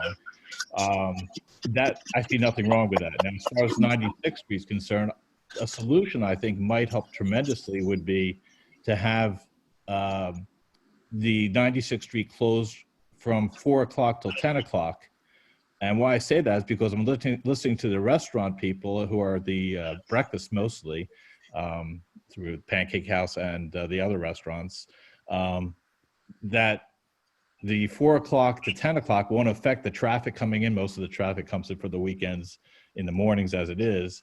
And I think that this might become something from 4 o'clock to 10 o'clock. You might want to continue on through future seasons if it's successful, which I think it will be. And it would also help social distancing. The businesses like ours, we're only going to be having maybe 50% of our normal clientele allowed into the stores. So that would help out even us if we could. It would probably entail changing an ordinance, but maybe have table or two out. And I don't think it would become like a sidewalk sale, because that's a special event that's advertised heavily. This would be something to help the businesses in town and the restaurants, help them in a situation where they didn't ask for the situation, but at the same time, it's a limited season, weather driven. If we can have restaurants and businesses able to have a 96th Street closed from 4 to 10 on a daily basis, starting whenever you guys decide, I think the business owners and retail and restaurants would be greatly appreciated. It would also create a fun ambience of restaurants operating it. I think it would be a great ambience for people to enjoy being outside in the summer, like someone said, and enjoying the social activity, social distancing. And that's one of the major reasons why I'm looking to do this, because Right now, businesses and restaurants are going to be hurt tremendously this year by allowing businesses to operate, including restaurants and businesses outside, from 4 to 10. Even one table more for a business or restaurant is going to help. And I think the council should be doing everything they can to help the business environment of Stone Harbor. And thank you very much. Thank you, David. Anybody else out there? Yes, thank you. Pixel 4XL, could you please identify yourself? Oh, it's Brett. Brett, you need to unmute. Unmute yourself. There we go. How's that? Hi, Brett. Hi, welcome everybody. Thank you. Thanks for having this meeting. And I just want to say a few things. First of all, I've been, as you know, I have other businesses in other towns. And I really think just what you guys are saying about the outdoor seating and talking about 96th Street, even if some of those things don't happen, just talking about this and giving us the opportunity to help us out in this situation that we're going through now it's just great. It really is. I wish a lot of towns would take notes of Stone Harbor. I've been here, this is my 10th year in Stone Harbor, and I've been saying this for a long time. A lot of towns need to copy what Stone Harbor do. I just think it's a great town. And Josie said it, 96th Street is probably one of the best business districts in all of South Jersey. It's wonderful. I know we hear it a lot that Avalon wishes they can have a town like 96th Street, and other towns wish they could. So I just wanted to say that. And with the outdoor seating, I'm 100% on. I agree with you, Mayor. I think we try it out. And if it doesn't work out this year and there's a problem and we see if there's a lot of, let's just say example, no one's brought this up really, if there's trash or cups or something that makes a mess in the town and we see that, and at the end of the summer we say this doesn't work out, we move on with it. But I think it's a great idea to try it out. And Maggie was right. One table makes a difference. Seriously, at this point, any tables we can put out will help us, especially smaller places. I know Fred's is smaller. I mean, I have a big place with my seating inside. So for me, if I knock myself down to 50% or 35%, it'll hurt a lot, but it won't hurt as much as someone like Fred's or who has a smaller operation. But one table outside would truly make a difference. The second thing with 96th Street, I have to say, I've been back and forth with this, and there's some people that made some really good comments today, and I don't know. That's a hard choice, closing 96th Street. I will tell you, when we do the festivals, I think it's great, but sometimes I get hurt a little bit. And I think the main reason is, and I think someone says this, is the barriers that are blocking the road. It kind of looks like we're closed. And I think that kind of hurts the business district a little bit. And I just go back and think about Florida, how Florida does it. They close the streets. And maybe there is a way. Dave's right from Sunglass. Maybe there is a way to shut it down for a couple hours and see what it does. Maybe we could try that out. I don't know. But I think we're on the right path here. And the whole reason I wanted to speak up is I'm really impressed of what council and mayor, what's going on here, that we're trying to come up with ideas. I said, a lot of towns, that's one of the issues here. A lot of towns are not coming up with ideas. And I think a lot of businesses are going to struggle. And it's sad. A lot of businesses are probably going to close up at the end of this year. And it's really sad, but it's probably going to happen. But I really appreciate what Stone Harbor is doing to try to help the business and 96th Street and beyond Stone Harbor of keeping things going. So I just wanted to say that, and hopefully we can have some kind of summer this year. Let's keep our fingers crossed. Thank you, Brett. Yep. Thank you. Mayor, is Deanna Ebner still on from Cohogs? I do not believe so. Now, she made a comment in the chat because she was having difficulty getting into the meeting somehow. Do you want someone to read it into the record? I don't know that usually things get read into the record at somebody's request. I would encourage Dina to send an email to mayor and council to let her feelings be known.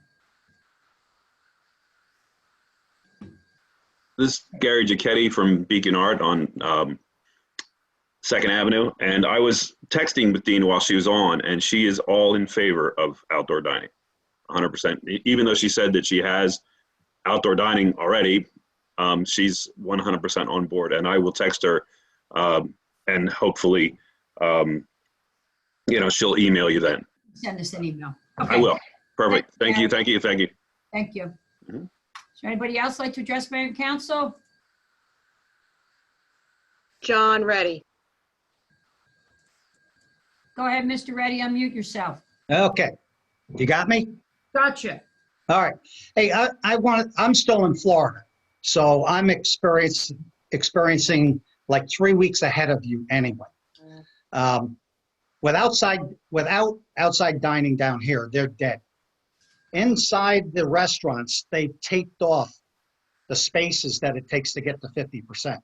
So nobody's moving tables and chairs. They're trying to get compliance out of it. Outside, they've done the same thing. It's sort of blue painter's tape that they use to give the space that they need so the tables are all spaced properly. The waiters, entrances all wear masks and they have latex gloves. The customers, I mean, they're not wearing masks or anything. So that's sort of the atmosphere. People have been cooped up for 3 months. I mean, they are out there. And when the beaches opened up down here 3 weeks ago, I mean, everybody's at the beach. I mean, I don't know how enforceable a lot of the stuff is because everybody's congregating in the same spot. But I do think if 96th Street was open or closed down, I mean, you'd have a pedestrian walkway there that would be, I think, a nightmare, from trying to comply with what the state's trying to do. So I don't know how fast the governor's going to move on this stuff. Here, it was 25% for the restaurants for 1 week, and they moved right to 50 because they couldn't make it. Bars are all taped off, no chairs at the bars, and they won't let you stand at the bar. You can go up and get a drink, and then you got to back off. So they're having a tough time trying to comply with the social distancing because there's just so many people. So I think, a lot of this is going to happen as this thing evolves, in town, because guess what? They're all coming to the beach. I mean, they've about had it in the house. Yeah. So I just want to give sort of what's going on here. Okay. Thanks, John. And also, Mayor, thanks for acknowledging our 2 veterans, World War II. We've lost 10 this year, World War II and Korea. There's 2 World War II veterans that actually live on the island, still on the island, and we have 4 others off the island. So there's 6 left. Yeah. Thank you, John. Is there anyone else who would like to address mayor and council? Dave Schwartz. Yes, I'm back again. Hi, guys. Thanks. I was just thinking about what everyone's saying here, and I think it's extremely important. The restaurant business, if it's going to be affected as it already is, and we know it's going to be affected, the restaurant business fuels the retail for downtown Stone Harbor. Without that fuel, our businesses are all going to be way off. And they're probably going to be way off anyway, but this would definitely help. And to make a compromise, I think from 4 to 10 is a great compromise. I don't think it's going to hurt with the traffic because it's less traffic coming into town that time. I think the ambiance of being social distancing outside of the stores, which we all want, you don't want people congregating in stores, and mandates are that you can't. With that said, if you have the outside restaurants in town being outside from 4 to 10, that would alleviate the stores being crowded.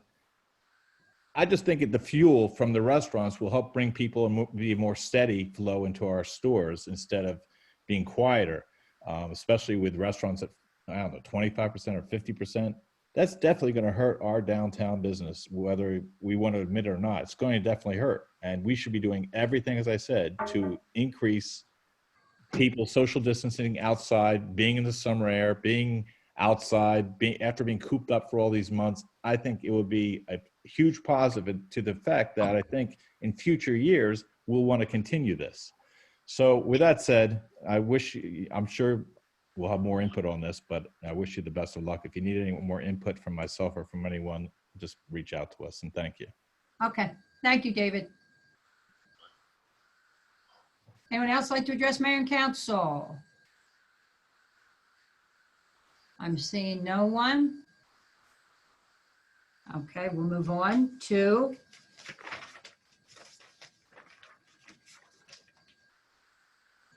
Mayor, we'll be introducing the ordinance now. okay. So ordinance 134-9. I need a motion to that ordinance 1569 be taken up on first reading. I thought we're doing an amendment to 134-9. A second exception to 134-9 in the form of if you are consuming an alcoholic beverage in compliance with the ordinance permitting outdoor dining. Madam Mayor, I move that the ordinance amending our ordinance 134-9 titled Consumption in Public Permit Required be taken up on first reading. Second. So now it would be with Mayor, the, may I make a suggestion? I think the definition of alcoholic beverages needs to be defined as beer and wine. I believe this is already defined within the definition section of our ordinance, correct? yes. Definition of alcohol is not in, there is not that definition as I'm looking at 134-8. Public consumption in public does not say what types of alcohol, it simply states alcohol. Is there a definition perhaps elsewhere in our ordinances? And maybe Mark Caravan has an answer for that.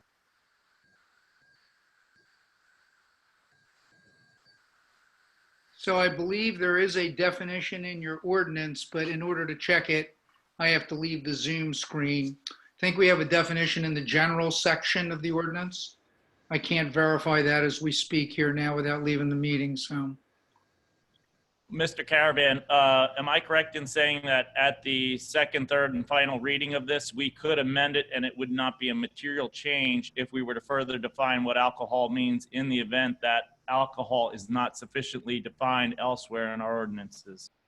Well, okay, if you were going to amend this further to do that, it would be a change to the ordinance, but you could, by separate ordinance, amend the definitions section of your code. I would offer that we just simply do the ordinance amendment and council members may vote as they feel accordingly. May I speak for a minute? Sure. Alcohol, open alcohol in the ordinance that we have that says you can't have it in public. To me, that would mean all alcohol. No? Correct. Yes? Correct. Like if I had a glass of wine in my car. Correct. Or if I had a beer in my car. Correct. So maybe there is or isn't a definition there in that one? That is the very ordinance that. The general definition of alcohol would encompass all types of alcohol, not just beer and wine. And you are correct, Josie, that the existing ordinance simply states alcohol and it covers any type of alcohol, beer, wine, margaritas, mixed drinks, anything cannot be consumed on public property, except for one exception. The special event application through borough. So this ordinance is adding a second exception. This, we would just be doing of that modification. Second exception, you are consuming alcohol under the provisions outlined in the ordinance that permits outside dining. So what we're doing in that one ordinance, 134-9, we're adding a second exception. Okay, I have one more thing to say, because usually in the Savor September, it was my understanding that the only thing served on 96th Street was coming, that they were walking around with was beer and alcohol, beer and wine. And perhaps it was for that special event. I don't, for that particular special event. This exception will not tie into a special event. This section will tie in with outdoor dining. It's a whole separate exception. So what's the problem with just changing the word alcohol to beer and wine? Because then we have to change the entire ordinance and all the other sections of it as well, because we're simply just changing the exception. And like I said, if there's council members who feel that it should not be the all-encompassing alcohol, they can vote against it. That's how I feel. I'm okay with BYOB, wine and beer. I just do not think that we should have hard liquor on the sidewalk and at a table outside. That's where I'm saying everyone has the prerogative to vote against it. Do I have a second? Second. By way of further explanation, this ordinance will amend ordinance 134-9 to add a subsection C reading, exception, consumption of alcohol in compliance with the ordinance permitting outdoor dining within the borough. So do I need the clerk to read the title only, or is that next? Is that in 4 weeks? Does the clerk need to read the title only before the vote? No, I can read the title only. An ordinance amending chapter 134, the general ordinances of the Borough of Stone Harbor. Okay. So clerk, call the roll. Do you want, did you give the motion, Charles? Yes. I did make the motion. I will move again after roll call for second, third, and final. I don't think you need to, you do not need to, Charles. We only move it once. On the first reading. Moved it and Jennifer seconded. Okay, this is to pass on first reading. Mr. Dallahan? Yes. Mrs. Gensemer? Yes. Mr. Krafczek? Yes. Mr. Moore? Yes. Mr. Parzak? Yes. Mrs. Rich? Abstain. Resolution 2020 S-106. Madam Mayor and Council, I offer Resolution 2020 S-106 for adoption. Second. This resolution is authorizing the municipal tax collector to prepare and mail estimated tax bills. And this is due to the County Board of Taxation being unable to certify the tax rate and the municipal tax collector unable to mail the tax bills in a timely basis as a result of the late adoption of the New Jersey budget. It applies to the third quarter installment of the 2020 taxes. Clerk, call the roll. Mr. Dallahan? Yes. Mrs. Gensemer? Yes. Krafczek? Yes. Mr. Moore? Yes. Mr. Parzak? Yes. Mrs. Rich? Yes. Resolution 2020 S-107. I'd like to offer resolution 2020-S-107 for adoption. Second. This is to purchase the new portable modular restroom building, which is going to go at the beach at 95th Street for $105,438. Any discussion? Clerk, call the roll. Mr. Dallahan? Yes. Mrs. Gensemer? Yes. Mr. Krafczek? Yes. Mr. Moore? Yes. Mr. Parzak? Yes. Mrs. Rich? Yes. Resolution 2020 S-108. Mayor and Council, I offer Resolution 2020-S-108 for adoption. Second. This resolution is to purchase a Ford 550 pickup or dump truck for Public Works. We're going to replace a 14-year-old truck. Total purchase price is $78,013.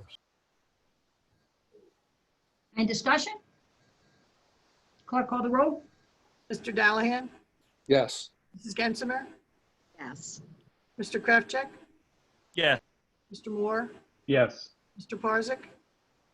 Yes. Mrs. Rich? Yes.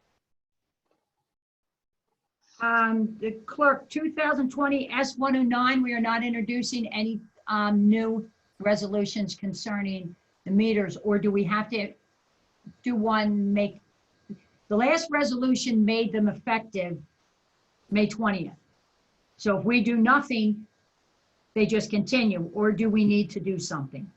Yeah, we need to do something. If you don't do it, they will come into effect tomorrow morning. Okay, so, okay. Resolution 2000. This will give us another 2 weeks. No, we're going to go Friday morning. With the meters? Yes. Yes, we were allowing the resolution to sunset. We were not going another 2 weeks. All right, I didn't know that. So since one ends on the 20th and the other picks up on the 22nd, then we can do resolution 2020 S-109, and we'll change the date to Friday, March 22nd.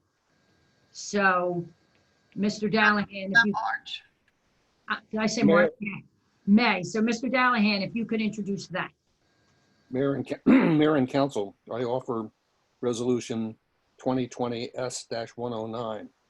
This is a change in the date of operation for the parking meters from June 3rd to October 1st, 2020. Second?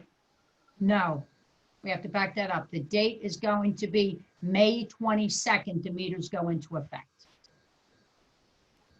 I changed my offering to make it May 22nd to October 1st.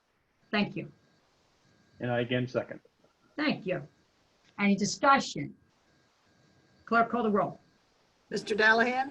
Yes. Mrs. Gensemer? Yes. Mr. Krafcek? Yes. Mr. Moore? Yes. Mr. Parzak? Yes. Mrs. Rich? Yes. Resolution 2020 S-110. Madam Mayor and Council, I offer Resolution 2020-S-110 for adoption. Second. This resolution is to approve the proposal by Mott McDonald to prepare and submit the supporting documentation and requirements to New Jersey DEP, permitting the application for construction dewatering at the 93rd Street pump station. Any discussion? Clerk, call the roll. Mr. Dallahan? Yes. Mrs. Gensemer? Yes. Mr. Krafcek? Yes. Mr. Moore? Yes. Mr. Parzak? Yes. Mrs. Rich? Yes. Resolution 2020 S-111. Madam Mayor and Council, I offer Resolution 2020-S-111. This is to refund 2 beach tags to Richard and Jacqueline Murphy at 114 121st Street. Second? Any discussion? Clerk, call the roll. Mr. Dallahan? Yes. Mrs. Gensemer? Yes. Mr. Krafcek? Yes. Mr. Moore? Yes. Mr. Parzak? Yes. Mrs. Rich? Yes. Resolution 2020 S-112. Mayor and Council, I offer Resolution 2020 S-112. This is an agreement between the Borough of Stone Harbor and the Fraternal Order of Police Lodge, outlining the agreement between the Borough and the Lodge for the period of January 1, 2020 to December 31, 2023. Second. Any discussion? Clerk, call the roll. Mr. Dallahan? Yes. Mrs. Gensemer? Yes. Mr. Krafcek? Mr. Krafcek? Yes. Mr. Moore? Yes. Mr. Parzak? Yes. Mrs. Rich? Yes. Resolution 2020 S-113. Mayor and Council, I offer Resolution 2020-S-113 for adoption. Second. This resolution amends the professional services agreement to comply with the state requirement that came into effect at the end of 2019 to allow employees to use pre-tax dollars to pay for commuting expenses if they're using public transportation to get to. Any discussion? Clerk call the roll. Mr. Dallahan? Yes. Mrs. Gensemer?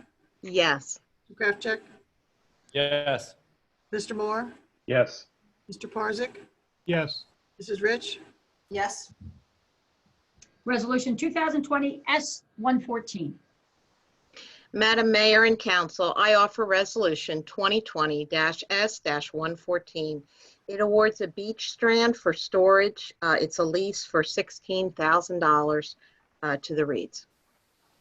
Second. Any discussion? Clerk call the roll. Mr. Dallahan? Yes. Mrs. Gensemer? Yes. Mr. Krafczek? Yes. Mr. Moore? Yes. Mr. Parzak? Yes. Mrs. Rich? Yes.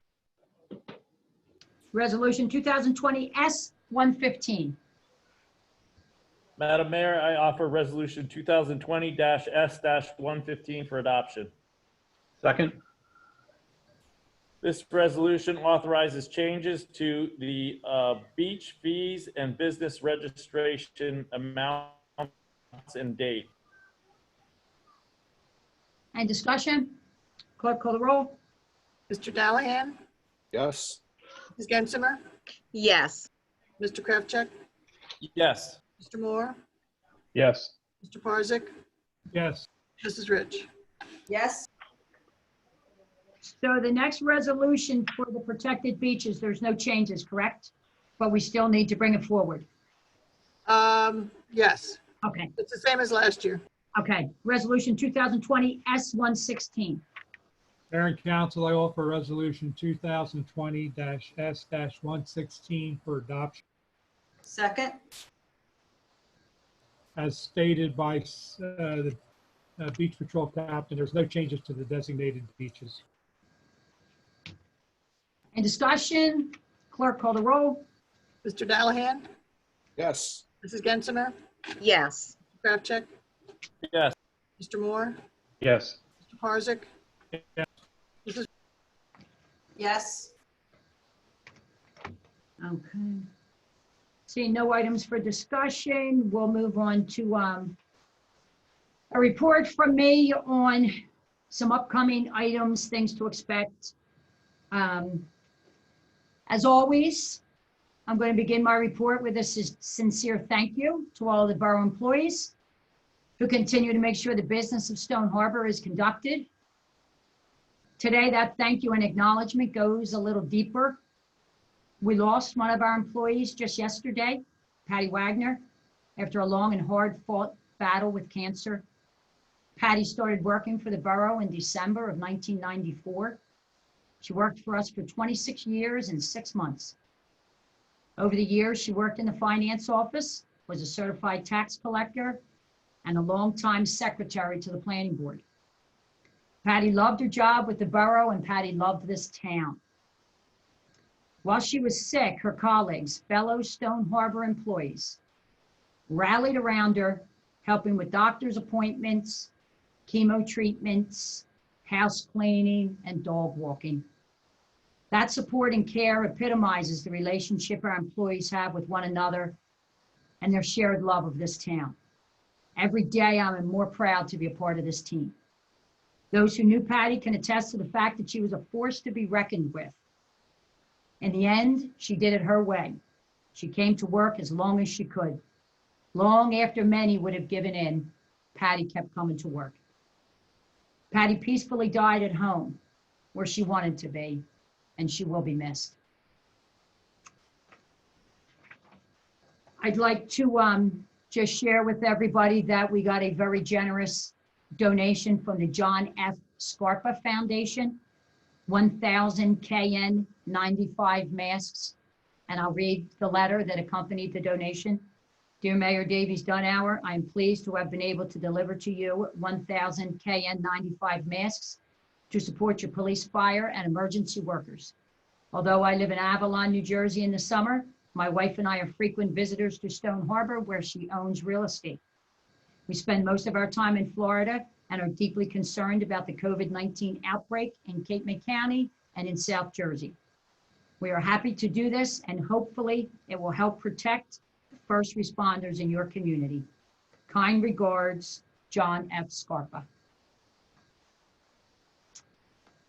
So I know this comes as no surprise to anyone. We now know that our beaches are going to be open this weekend, sunbathing, sitting, relaxing, etc. You will recall that I reported at the last council meeting that we were awaiting guidelines from the governor's office in this regard. Following the announcement last week, the governor signed Executive Order 143 that outlines the long-awaited guidelines. So what are those guidelines? We are mandated to put capacity management strategies in place. Certain aspects of the executive order are required, while other aspects of the executive order may or may not be utilized. We will be requiring beach tags, which is in and of itself a method of capacity management. We will not be limiting the number of tags we are selling, so there is no need for everyone to rush to town to purchase tags. We are beginning capacity management by focusing on those beaches that are most crowded. The most crowded beach in town is the 2 to 3 block area right off 95th Street. We will be closing the parking lots at that beach. The north side lot will be completely closed. Only borough employees and handicap parking will be permitted in the south side lot. And again, let me remind you, we are mandated to employ capacity management. This 2-block area cannot contain the capacity that it traditionally sees.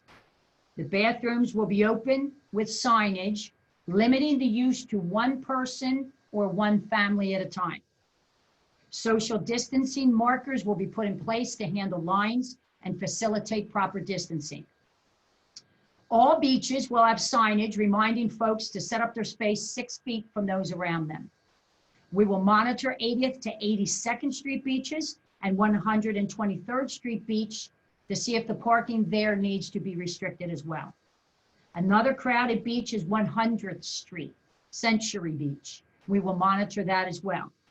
In addition to signage, we will be using recreation employees and tag checkers to be eyes and ears.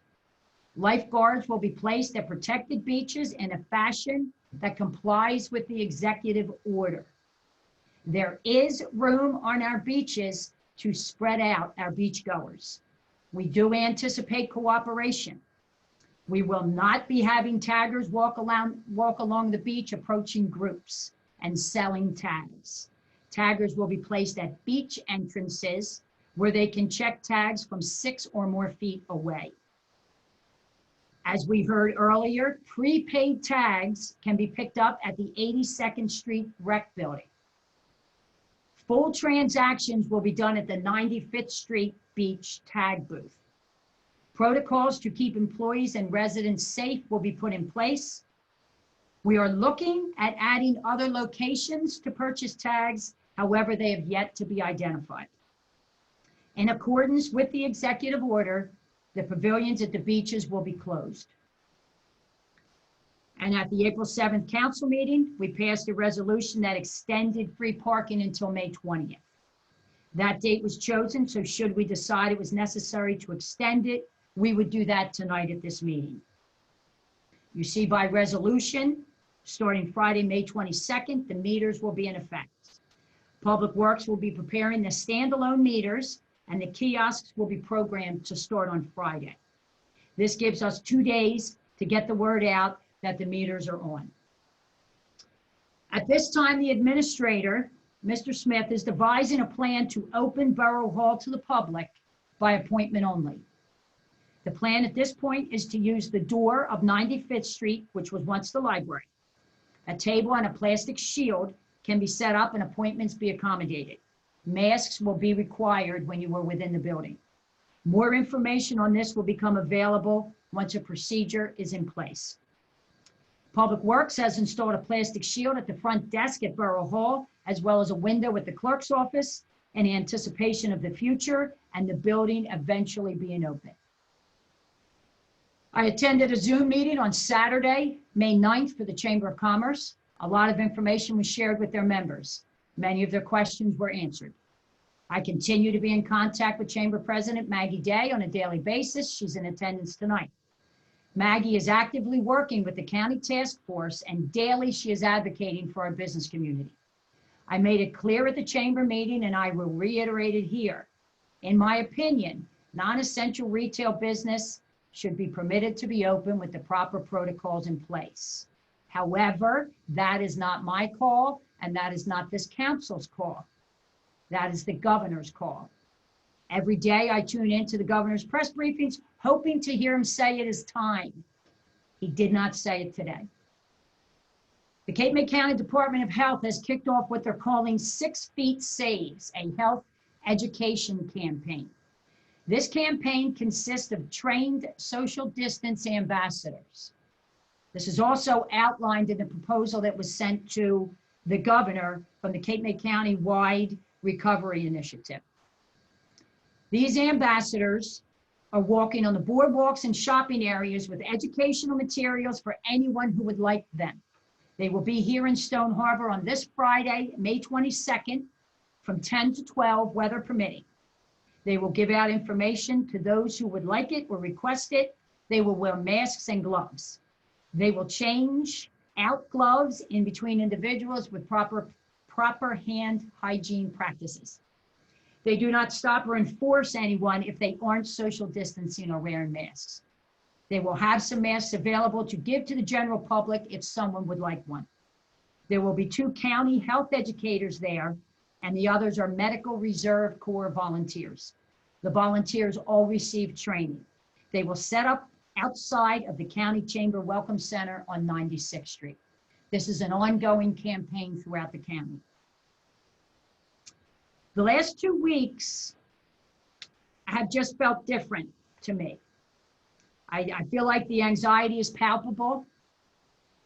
And when I sat down and I looked at the dates, when this pressure started on everyone, on March 9th, the governor declared a state of emergency and a public health emergency. Schools were closed on March 18th. On March 21st, the governor enacted the stay-at-home order. Non-essential businesses were ordered to close. That same date, restaurants were ordered to do takeout only. We all thought that would be for a 30-day period.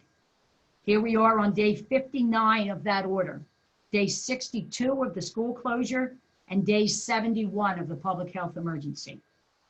The impact of this pandemic will be felt for a long time to come, as far as our economy, our personal lives, our social lives, our professional lives. And I'll say that again. We all thought that stay-at-home order would be for 30 days. We all felt we could do it, and we all signed on. We need to stay signed on.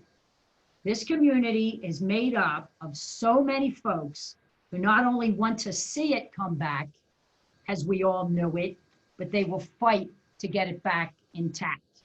We will get it back as quaint, as charming, and as wonderful as it always has been. It sounds cliche, but it is true. We are in this together. Year-round residents, second homeowners, business owners, vacationers, visitors, employees. Although our personal experiences differ, our feelings do not. We are all full of anxiety, fear, uncertainty, even disbelief. I'm just asking everybody to be mindful of those around you. Town is filling up. Things are changing.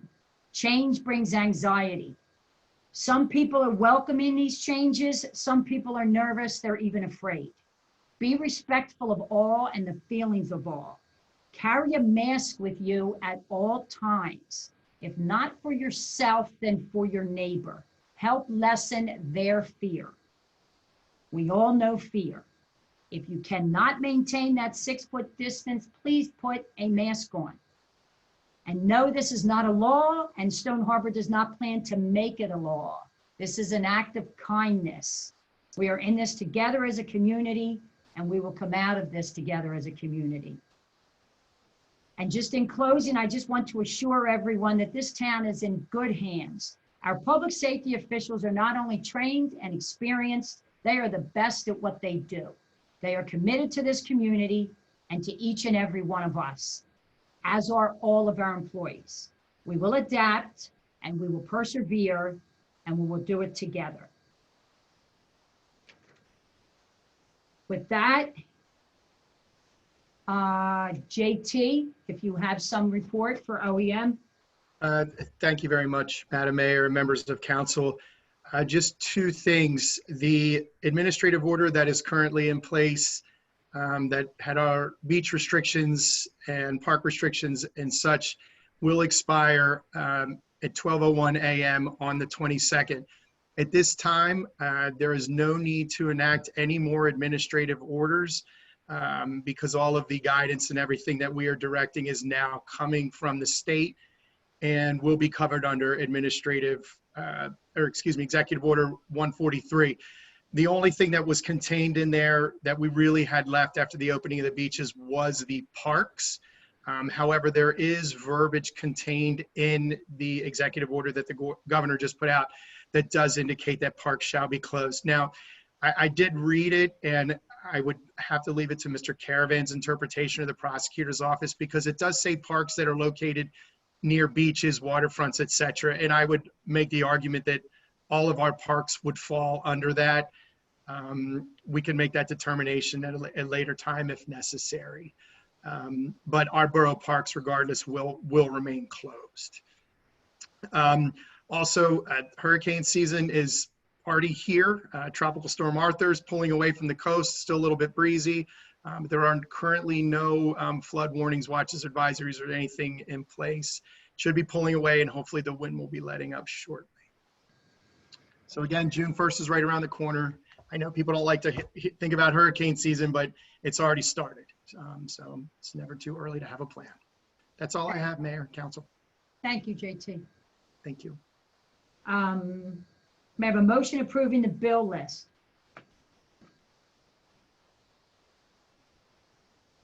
So moved. I move that we approve the bill list, and as soon as the vouchers are properly endorsed, that we pay the bills. Second. All those in favor? Aye. Opposed? We'll now have second public comment. Anyone wishing to address Mayor and Council may do so at this time by raising your hand electronically. If you are on the meeting via video, click on the appropriate location. If you are participating via telephone, please hit *9. When called upon, state your name and address for the record. Please make sure to mute your device after your question is addressed. To mute your device on your telephone, you hit *6. Is there anyone who would like to address Mayor and Council at this time? Maggie Day.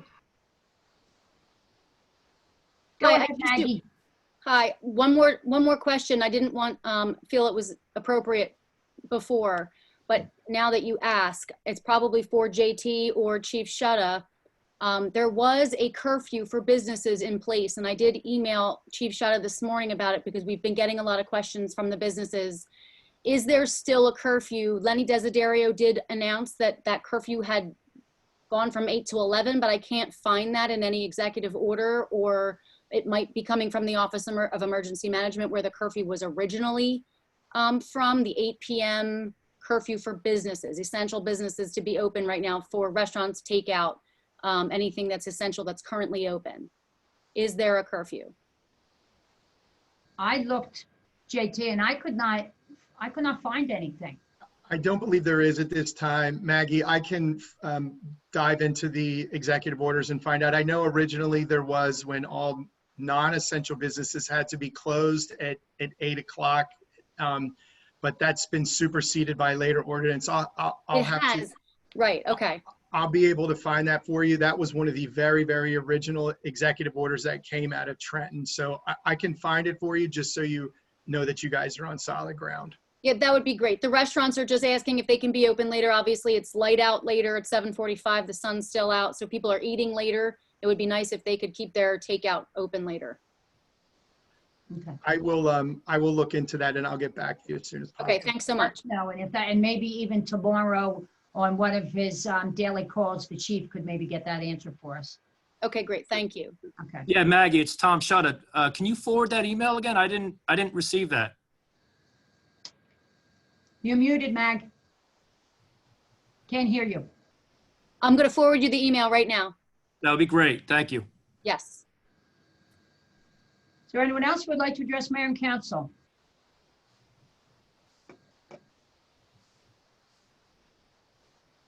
See anybody, Jen, with those beady eyes?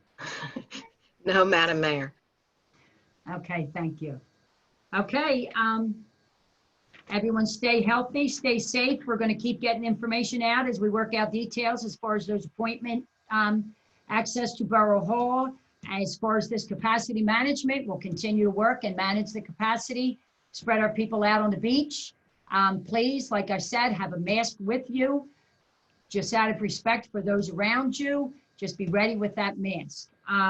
With that, I need a motion to adjourn. So moved.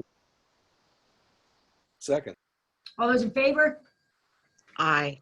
Aye. We are adjourned. Good night, all. Thank you.